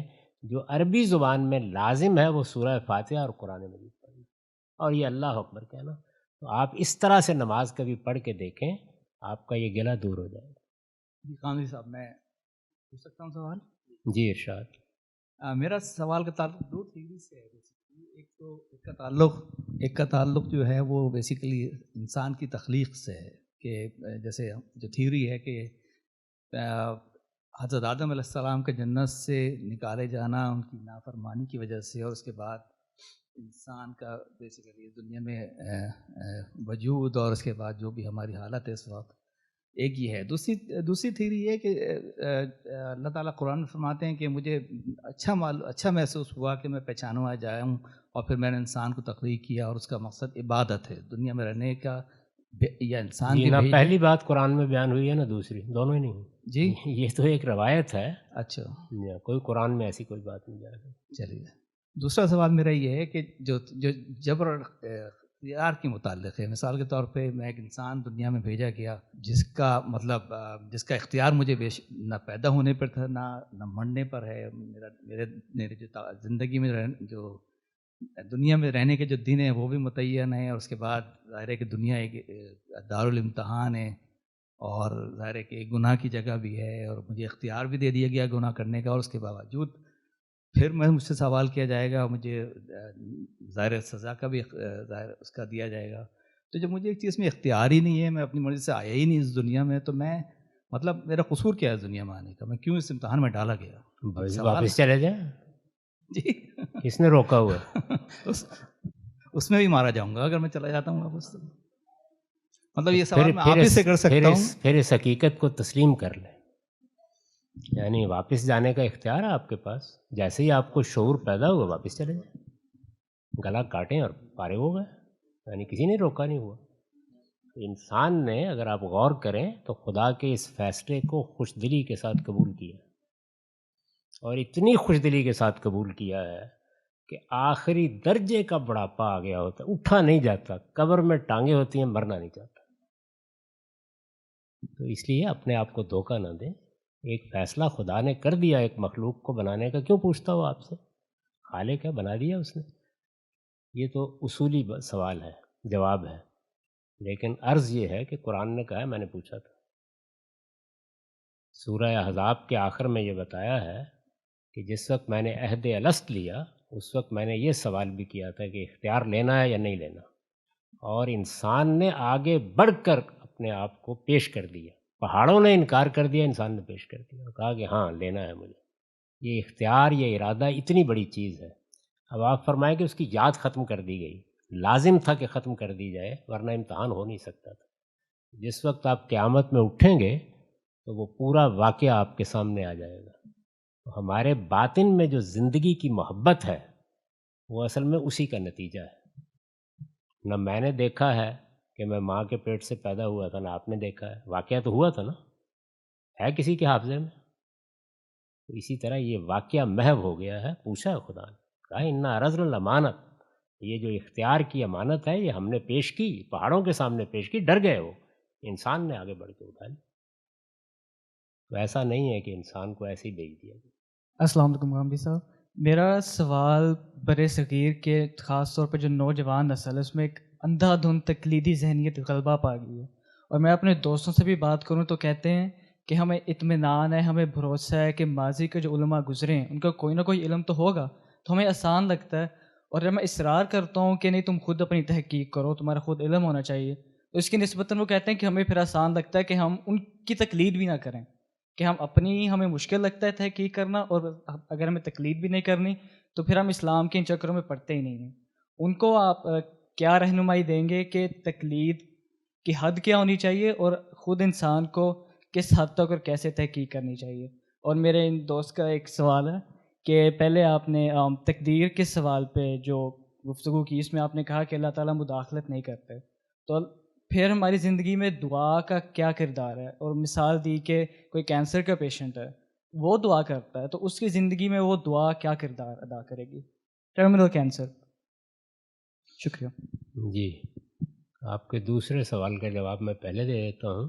اللہ تعالیٰ نے جو انسانوں کو دینا ہے یا جو معاملات کرنے ہیں ان کو دو حصوں میں تقسیم کر دیا ہے. ایک وہ ہیں کہ جو طے ہیں، مثلا مجھے کہاں پیدا ہونا تھا، میرے والدین کون ہوں گے، میری شکل صورت کیا ہوگی، مجھے صلاحیتیں کیا دی جائیں گی، اس میں میرا کوئی اختیار نہیں ہے. فیصلہ ہو گیا، میں اس کے لحاظ سے دنیا میں آ جاتا ہوں. کچھ چیزیں وہ ہیں کہ جو میرے مانگنے کے ساتھ وابستہ کر رکھی ہیں. بندہ مانگے گا دے دوں، نہیں مانگے گا نہیں دوں گا، تاکہ میرے ساتھ ایک زندہ تعلق رہے میرے بندے کا. یہ بالکل ایسے ہی ہے کہ آپ نے ایک شخص کو ملازم رکھا ہے، آپ نے کہا تمہاری تنخواہ $1000 ہے، اگر بیٹی کی شادی پر کچھ چاہو گے دے دو. یہ ایسے ہی. اس لیے دعا تو آپ کو ہر حال میں کرنی ہے تاکہ آپ کو وہ چیزیں ملیں جو آپ کی دعا سے متعلق رکھی گئی ہیں، بندے کے مانگنے سے متعلق کی گئی ہیں، وہ چیزیں آپ کو میسر آئیں. اور وہ جو دے دی گئی ہیں ان کے مقابلے میں بہت زیادہ ہیں، تو روز مانگیے. اسی کو سیدہ عائشہ نے اس طرح بیان کیا تھا کہ ایک بوٹ کا تسمہ بھی بازار میں لینے جاؤ تو خدا سے مانگو. وہ پروردگار معلوم نہیں کیا کیا طے کر کے بیٹھا ہے کہ مانگے گا بندہ تو دوں گا، تو میں مانگنے میں کہیں کمی نہ کروں. اسی لیے مانگنے کو عبادت بنا دیا گیا ہے، یعنی یہ اللہ کے ساتھ ہمارے تعلق کا اظہار ہے.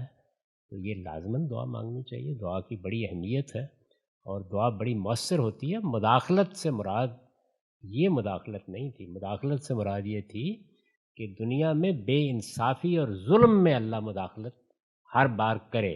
جیسے ہی میں کسی کے ساتھ زیادتی کروں میرا ہاتھ پکڑ لیا جائے، تو یہ اللہ تعالیٰ بالعموم نہیں کرتے، کیونکہ پھر تو امتحان ختم ہو جائے گا. اور اگر کبھی کرتے ہیں تو بڑے غیر محسوس طریقے سے کرتے ہیں تاکہ وہ ٹیسٹ اور امتحان کی فضا نہ کہیں ختم ہو جائے. تو یہ میں نے بات کہی تھی. جو بات آپ نے اپنے دوست کو کہی ہے میرے خیال میں وہ بات کچھ تھوڑی سی زیادتی ہے. دیکھیے، جو آدمی بھی پیدا ہوتا ہے اس سے یہ تقاضا کرنا کہ وہ تحقیق کے دفتر کھول کر بیٹھ جائے یہ ممکن نہیں، کوئی نہیں کھول سکتا. تو صحیح اصول کیا ہے؟ صحیح اصول یہ ہے کہ آپ نے جو کچھ بھی، یعنی سائنس میں، جغرافیے میں، ادب میں، مذہب میں جو آپ کو ملا آپ کے گرد و پیش کے ماحول سے ملے گا. والدین دیں گے، گرد و پیش میں کوئی اساتذہ ہوں گے وہ دے دیں گے، یا ماحول میں کچھ رہنما ہوں گے.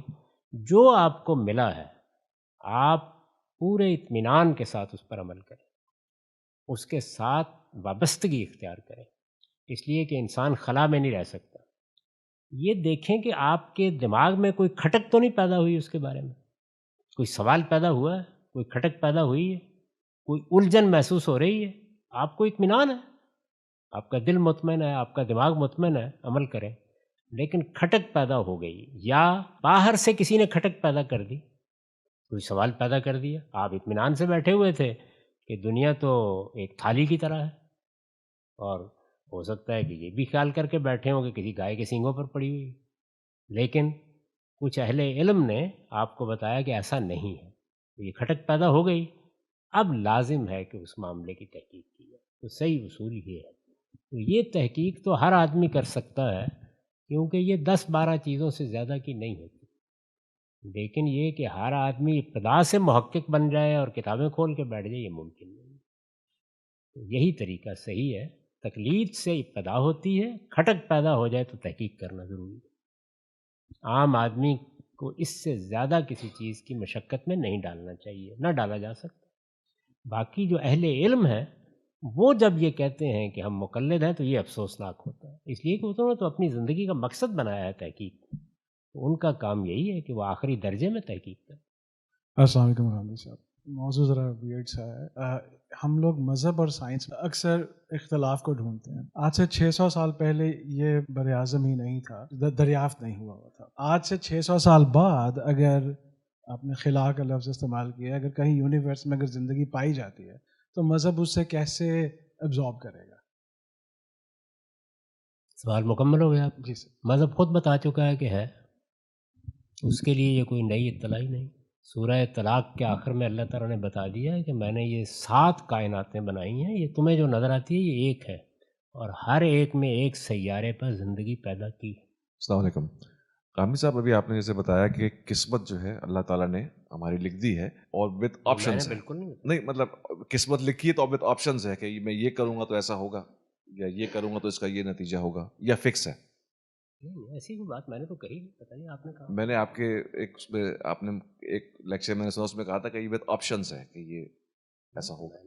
میں نے تو ابھی بھی جو سوال کا جواب دیا ہے وہ یہ ہے کہ جس دائرے میں ہمیں اختیار دیا گیا ہے جی، وہ دائرہ کیا ہے؟ وہ 2 دائرے ہیں۔ ایک مجھے جو صلاحیتیں دی گئی ہیں اس دنیا میں، اس کو استعمال کرنے کا اختیار مجھے دیا گیا ہے، اس کے نتیجے میں تہذیب وجود میں لاتا ہوں، ایجادات کرتا ہوں، ان صلاحیتوں کی وجہ سے بلند مناصب تک پہنچتا ہوں۔ دوسرے میرا اخلاقی وجود ہے، میں ایک مورل بینگ ہوں، اس کے لیے مجھے ایک امتحان میں ڈال دیا گیا ہے کہ تم نے نیکی کرنی ہے، تم نے سچ بولنا ہے، تم نے جھوٹ سے بچنا ہے۔ یہ میرا دائرہ اختیار ہے۔ اس دائرہ اختیار میں اللہ تعالیٰ نے میرے لیے کوئی پابندی نہیں لگائی، اس میں پوری آزادی ہے۔ جو مجھے آزادی ہے اس میں جو بھی عمل کروں گا تو اسی کے حساب سے مجھے اس کا نتیجہ ملے گا۔ جی، جو نتیجے دنیا میں نکلنے ہیں وہ دنیا میں نکلیں گے، جو آخرت میں نکلنے ہیں وہ وہاں نکلیں۔ اب میرا سوال یہ ہے کہ اگر جو بھی میرے عمل ہیں اس سے نتیجے مجھے نکلنے ہیں، مثال کے طور پہ میری قسمت اللہ نے لکھی ہے کہ ہاں بھائی اس کو سب چیزیں یہ ملیں گی، وہ یہ آپ 2 چیزوں کو ملا رہے ہیں۔ اچھا، یعنی دائرہ اختیار میں کوئی قسمت نہیں لکھی گئی، اور جو دائرہ اختیار نہیں ہے اس میں آپ کو جدوجہد ہی نہیں کرنی۔ وہ کون سا ہے؟ یعنی میں کہاں پیدا ہوں گا، میرے والدین کون سے ہوں گے، میری شکل و صورت کیا ہوگی، یہ آپ کا دائرہ اختیار نہیں ہے۔ یہاں پر جو کچھ اللہ تعالیٰ نے فیصلہ کر دیا وہ فیصلہ ہو جاتا ہے۔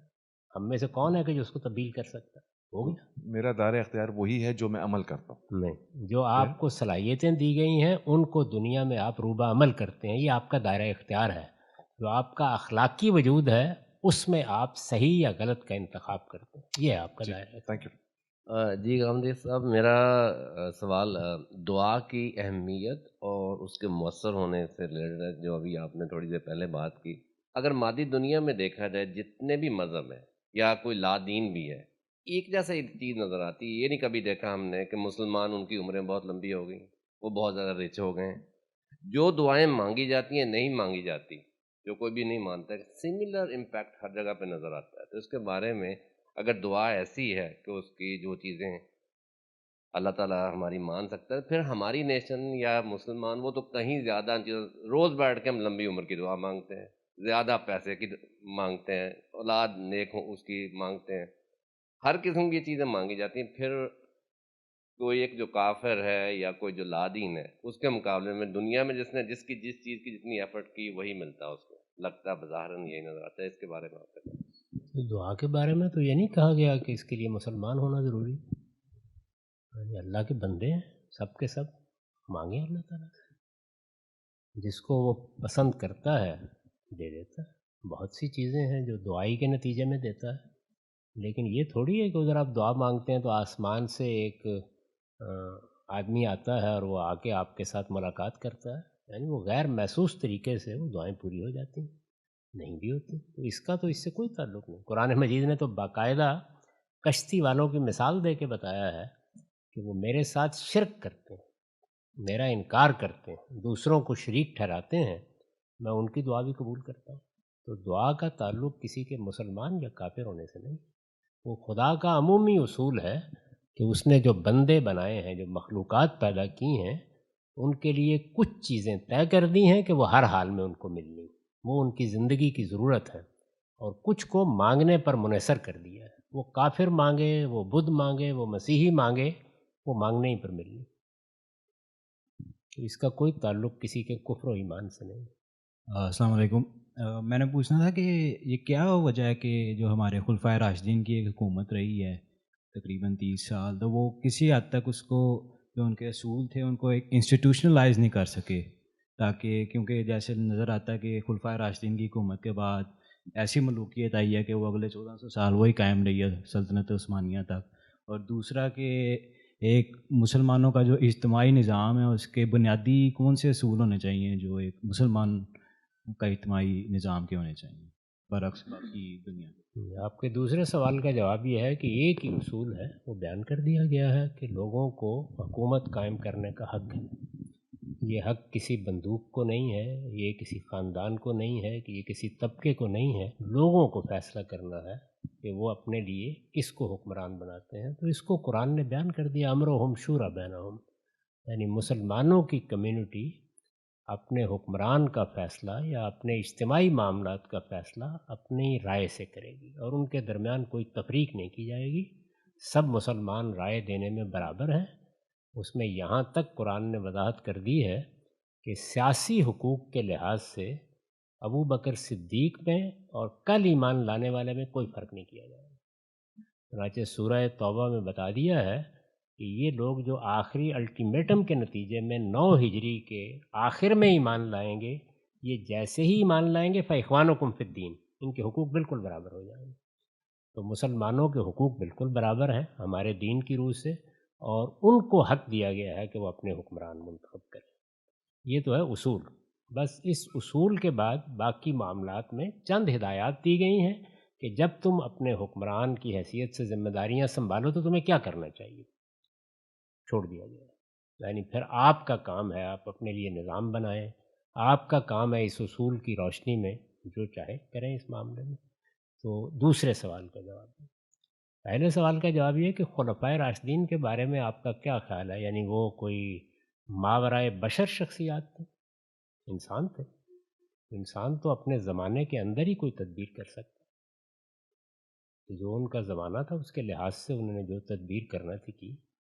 نہ ان کو وحی آتی تھی، نہ آسمان سے کوئی رابطہ ان کے ساتھ کیا جاتا تھا. انسان تھے. انسان تو ایسے ہی سوچتا. میں آج کے زمانے ہی میں سوچوں گا، ابھی میں نے ایک سوال کا جواب دیا ہے کہ اس وقت دنیا میں قومی حکومت یا قومی ریاست کا تصور قائم کر لیا گیا ہے. یہ کوئی الہام نہیں ہے خدا کا، انسانوں نے اپنے تجربات سے ایک چیز اخذ کر لی ہے. اس وقت مسئلے کا حل معلوم ہوتی ہے، کل کو ہو سکتا ہے مسئلہ اور پیچیدہ ہو جائے، کوئی اور حل نکال لیا جائے. تو انسان تو اپنے وقت کے لحاظ سے فیصلہ کرتا ہے. تو اپنے وقت میں انہوں نے اس اصول کو سامنے رکھ کر قبائلی معاشرے میں جو ایک اچھا جمہوری نظام ہوتا تھا وہ قائم کرنے کی کوشش کی. باقی دنیا کے لیے وہ یہ کیسے فیصلہ کر لیتے، یہ کام تو صدیوں میں ہوتا. تو اس لیے خلفائے راشدین سے یہ توقع ہی کیوں کی جاتی؟ وہ کوئی ماورائے بشر شخصیات نہیں تھے، انسان تھے. میرا ایک کویشچن ہے کہ نفس اور روح کا کیا ڈفرینس ہے؟ کیونکہ قرآن کی آیت ہے کل نفس ذائقۃ الموت. یہاں پہ ہم نے روح کا ذکر نہیں کیا جاتا کہ نفس کا لفظ استعمال کیا گیا ہے. اور دوسرے اینڈ پہ عموماً ہم جب بات کرتے ہیں کہ یار روح قبض کر لی گئی، روح خالق حقیقی سے جا ملی. تو پہلا کویشچن یہ کہ نفس اور روح میں کیا ڈفرینس ہے؟ اور دوسری چیز قرآن میں ویریس جگہوں پر ذکر کیا گیا ہے نفس امارہ، نفس لوامہ، نفس مطمئنہ، نفس ملہمہ. اور عموماً جو ہم عام لوگ بات کرتے ہیں علماء کے نفس آپ کا کھلا دشمن ہے. تو ہمیں کیسے پتہ چلے گا ان چاروں میں سے ہمارا ہم کس کیٹیگری میں ہیں؟ نفس آپ کی شخصیت ہے، انسان کی جو شخصیت اس کو دی گئی ہے. یعنی ایک انسان کا قالب ہے جس کو آپ جسم کہتے ہیں، یہ تو مٹی سے بنا ہے. موت کے وقت یہ مٹی کے سپرد کر دیا جاتا ہے. گل سڑ کے ختم ہو جاتا ہے۔ تو انسان کی شخصیت کو قرآن نفس کہتا ہے، جس کو آپ شخصیت کہتے ہیں اسے عربی میں نفس کہا جاتا ہے۔ یہی لفظ قرآن مجید نے اختیار کیا ہے۔ اس نفس میں بہت سی قوتیں دی گئی، جس کو اختیار دیا گیا ہے، آزادی دی گئی ہے، یہ فیصلے کرتا ہے، یہ بہت سے معاملات میں اسکیم بناتا ہے، نتائج دیکھتا ہے۔ تو اس کے ان مختلف پہلوؤں کو ان تعبیروں میں بیان کر دیا گیا ہے۔ یعنی وہ چونکہ برائی کی طرف بھی رغبت دلاتا ہے تو نفس امارہ کہہ لیا جاتا ہے۔ ایسی بہت سی تعبیریں اصل میں اسی شخصیت کے مختلف پہلو ہیں، ان کو بیان، وہ کوئی الگ الگ چیزیں نہیں ہیں۔ یعنی میری شخصیت جو کچھ بھی ہے اس میں جتنے اسپیکٹس ہیں، جتنی جہات ہیں، ان کو اللہ تعالیٰ نے بھی بتایا ہے، اور اہل علم بھی بتاتے رہتے ہیں کہ نفس انسانی میں یا انسانی شخصیت میں یہ پہلو پائے جاتے ہیں، یہ صلاحیتیں پائی جاتی ہیں۔ تو قرآن مجید میں تو یہی لفظ استعمال ہوا ہے، اور یہ بتا دیا گیا ہے کہ قالب یا یہ جو جسم ہے یہ زمین پر بنا ہے، اور نفس یا شخصیت وہ آسمان سے آئی ہے، وہ اللہ نے دی ہے، وہ غیر مرئی ہے، انویزیبل ہے، اور وہی ہے کہ جو ابدی ہے، یعنی اس کو موت نہیں آتی، وہ اسی طرح رہے گی ہمیشہ کے لیے۔ تو یہ بات ہے جو قرآن مجید نے بتائی۔ روح کا لفظ اصل میں یونانی تصور سے ہمارے ہاں آیا ہے، سول کے معنی میں ہم نے یہ لفظ استعمال کرنا شروع کر دیا۔ یہ قرآن کا لفظ نہیں ہے۔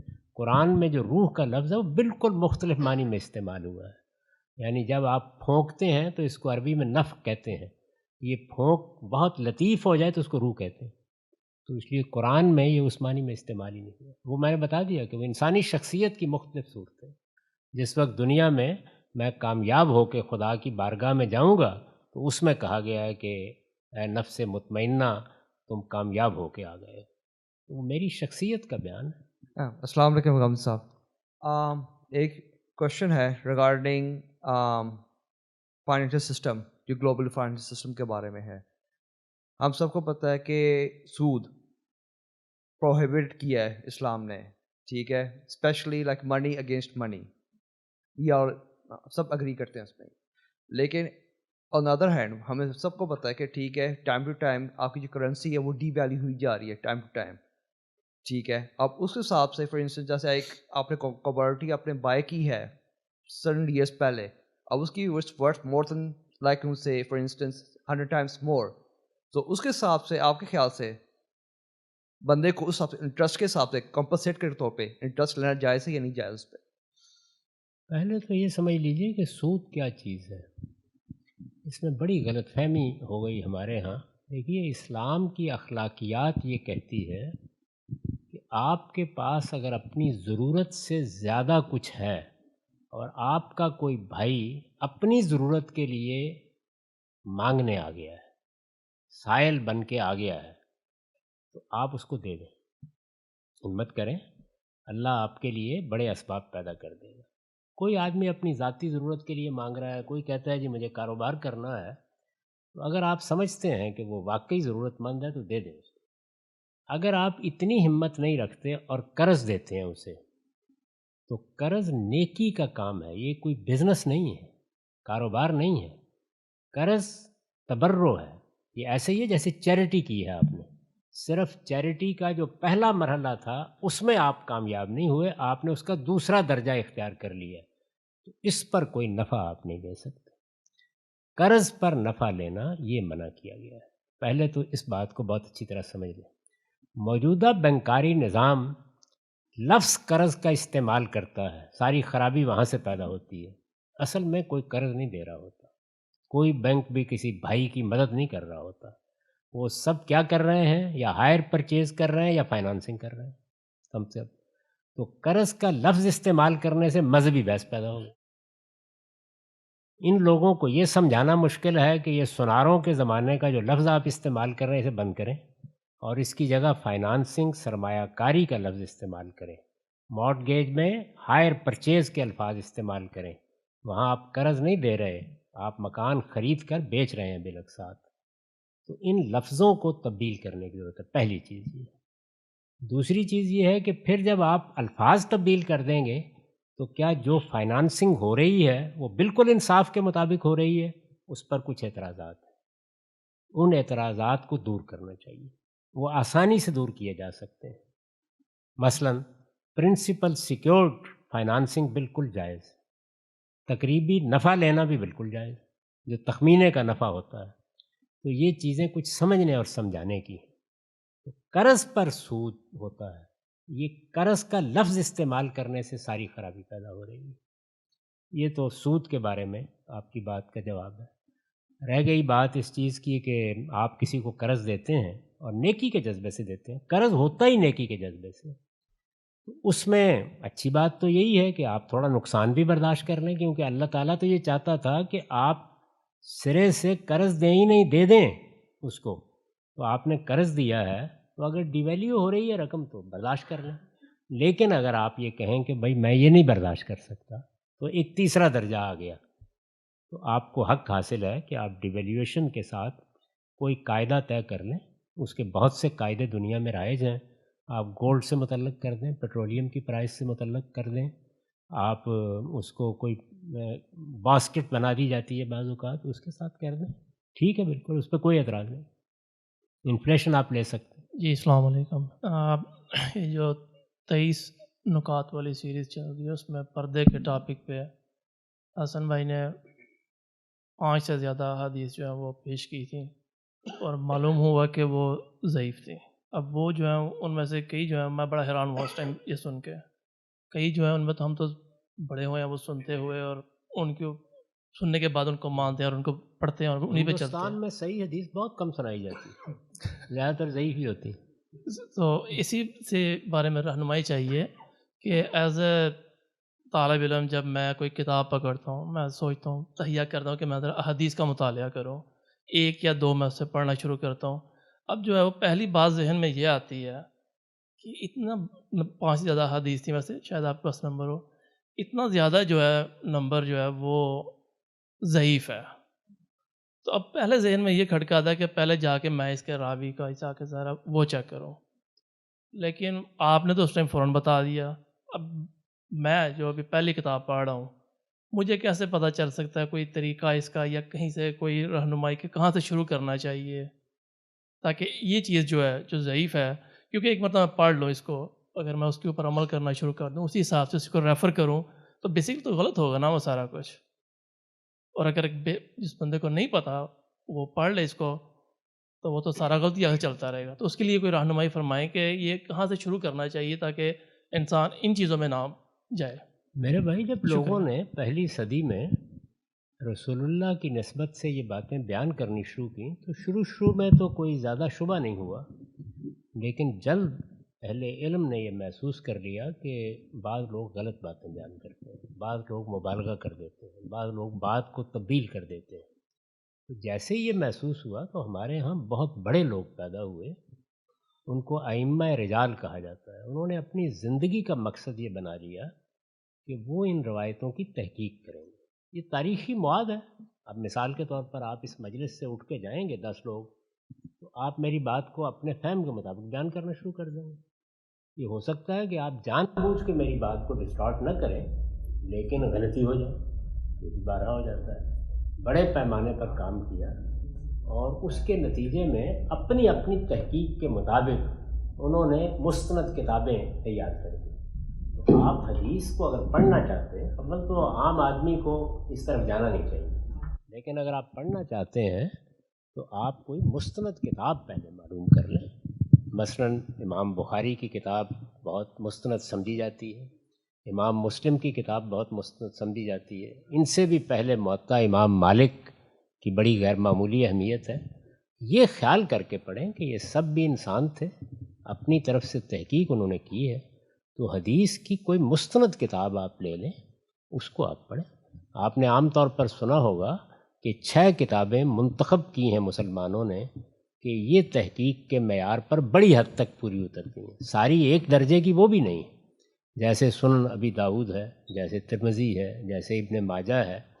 تو یہ کتابیں ہیں، ان میں سے کسی کو آپ لے لیں اور طالب علم کے طریقے پہ پڑھیں. جہاں کو مشکل پیش آئے اس کو سمجھ لیں. ان کتابوں میں بھی ضعیف روایتیں ہیں اور اس پر تحقیق تنقید ہوتی رہتی ہے. تو یہ انسانی کام ہے، اس میں کچھ نہیں ہو سکتا. جب لوگوں نے باتیں بیان کی ہیں، ابھی آپ جا کے باہر بیان کریں گے تو میں کیا کر سکتا ہوں؟ اس کی کوئی ذمہ داری رسول اللہ پر عائد نہیں ہوتی. آپ نے تو قرآن دیا، سنت دی. یہ لوگوں کے بیانات ہیں، تو تحقیق کے بعد جو بیان بھی آپ کے نزدیک قابل قبول ہوگا بس اس کو سامنے رکھیں، اور اس میں بڑے محققین کی چیزیں پڑھنی چاہیے. یعنی ایسے ادھر ادھر جو لوگ بیان کرتے رہتے ہیں، اب تو انٹرنیٹ کے اوپر جس کو جو چیز ملتی ہے وہ ڈال دیتا ہے. تو آپ دیکھیے پہلے، اور کسی حدیث کو بھی لوگوں تک نہیں پہنچانا چاہیے جب تک آپ نیچے یہ نہ بتائیں کہ آپ نے کہاں سے لیے. بخاری سے ہے، مسلم سے ہے، یعنی جو مستند لوگ ہیں اس میں بھی یہ تنبیہ ہر شخص کو کرنی چاہیے کہ یہ بھی انسان تھے، ان کی تحقیق میں بھی غلطی ہو سکتی. پروگرام کے خاتمے سے پہلے ہماری خواہش ہوتی ہے غام صاحب سے، ویسے تو ساری باتیں ان کی خیر و نصیحت کی ہیں، لیکن کسی ایک چیز پہ ذرا ایمفیسس اور اسٹریس کے ساتھ پوچھا جائے. غام صاحب میں چاہتا ہوں کہ پاکستانی مسلمانوں کے کانٹیکسٹ میں بتائیے گا، معیارات تو طے ہیں، دین کے بھی، شریعت کے بھی، اللہ کی منشا، سب چیزیں واضح ہیں، لیکن کبھی کبھی ہوتا ہے کسی معاشرے میں کوئی ایسا دینی انحراف ہو رہا ہوتا ہے جس کا شعور نہیں ہوتا، اور وہ پھر ایک بڑی سختی کا باعث بن سکتا ہے آخرت میں.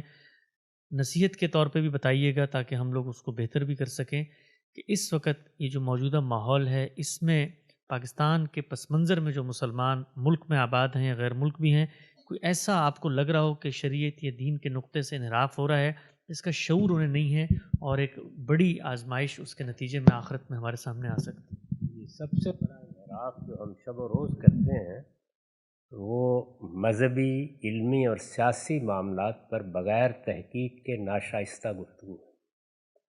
اس سے اللہ کی پناہ مانگنی چاہیے.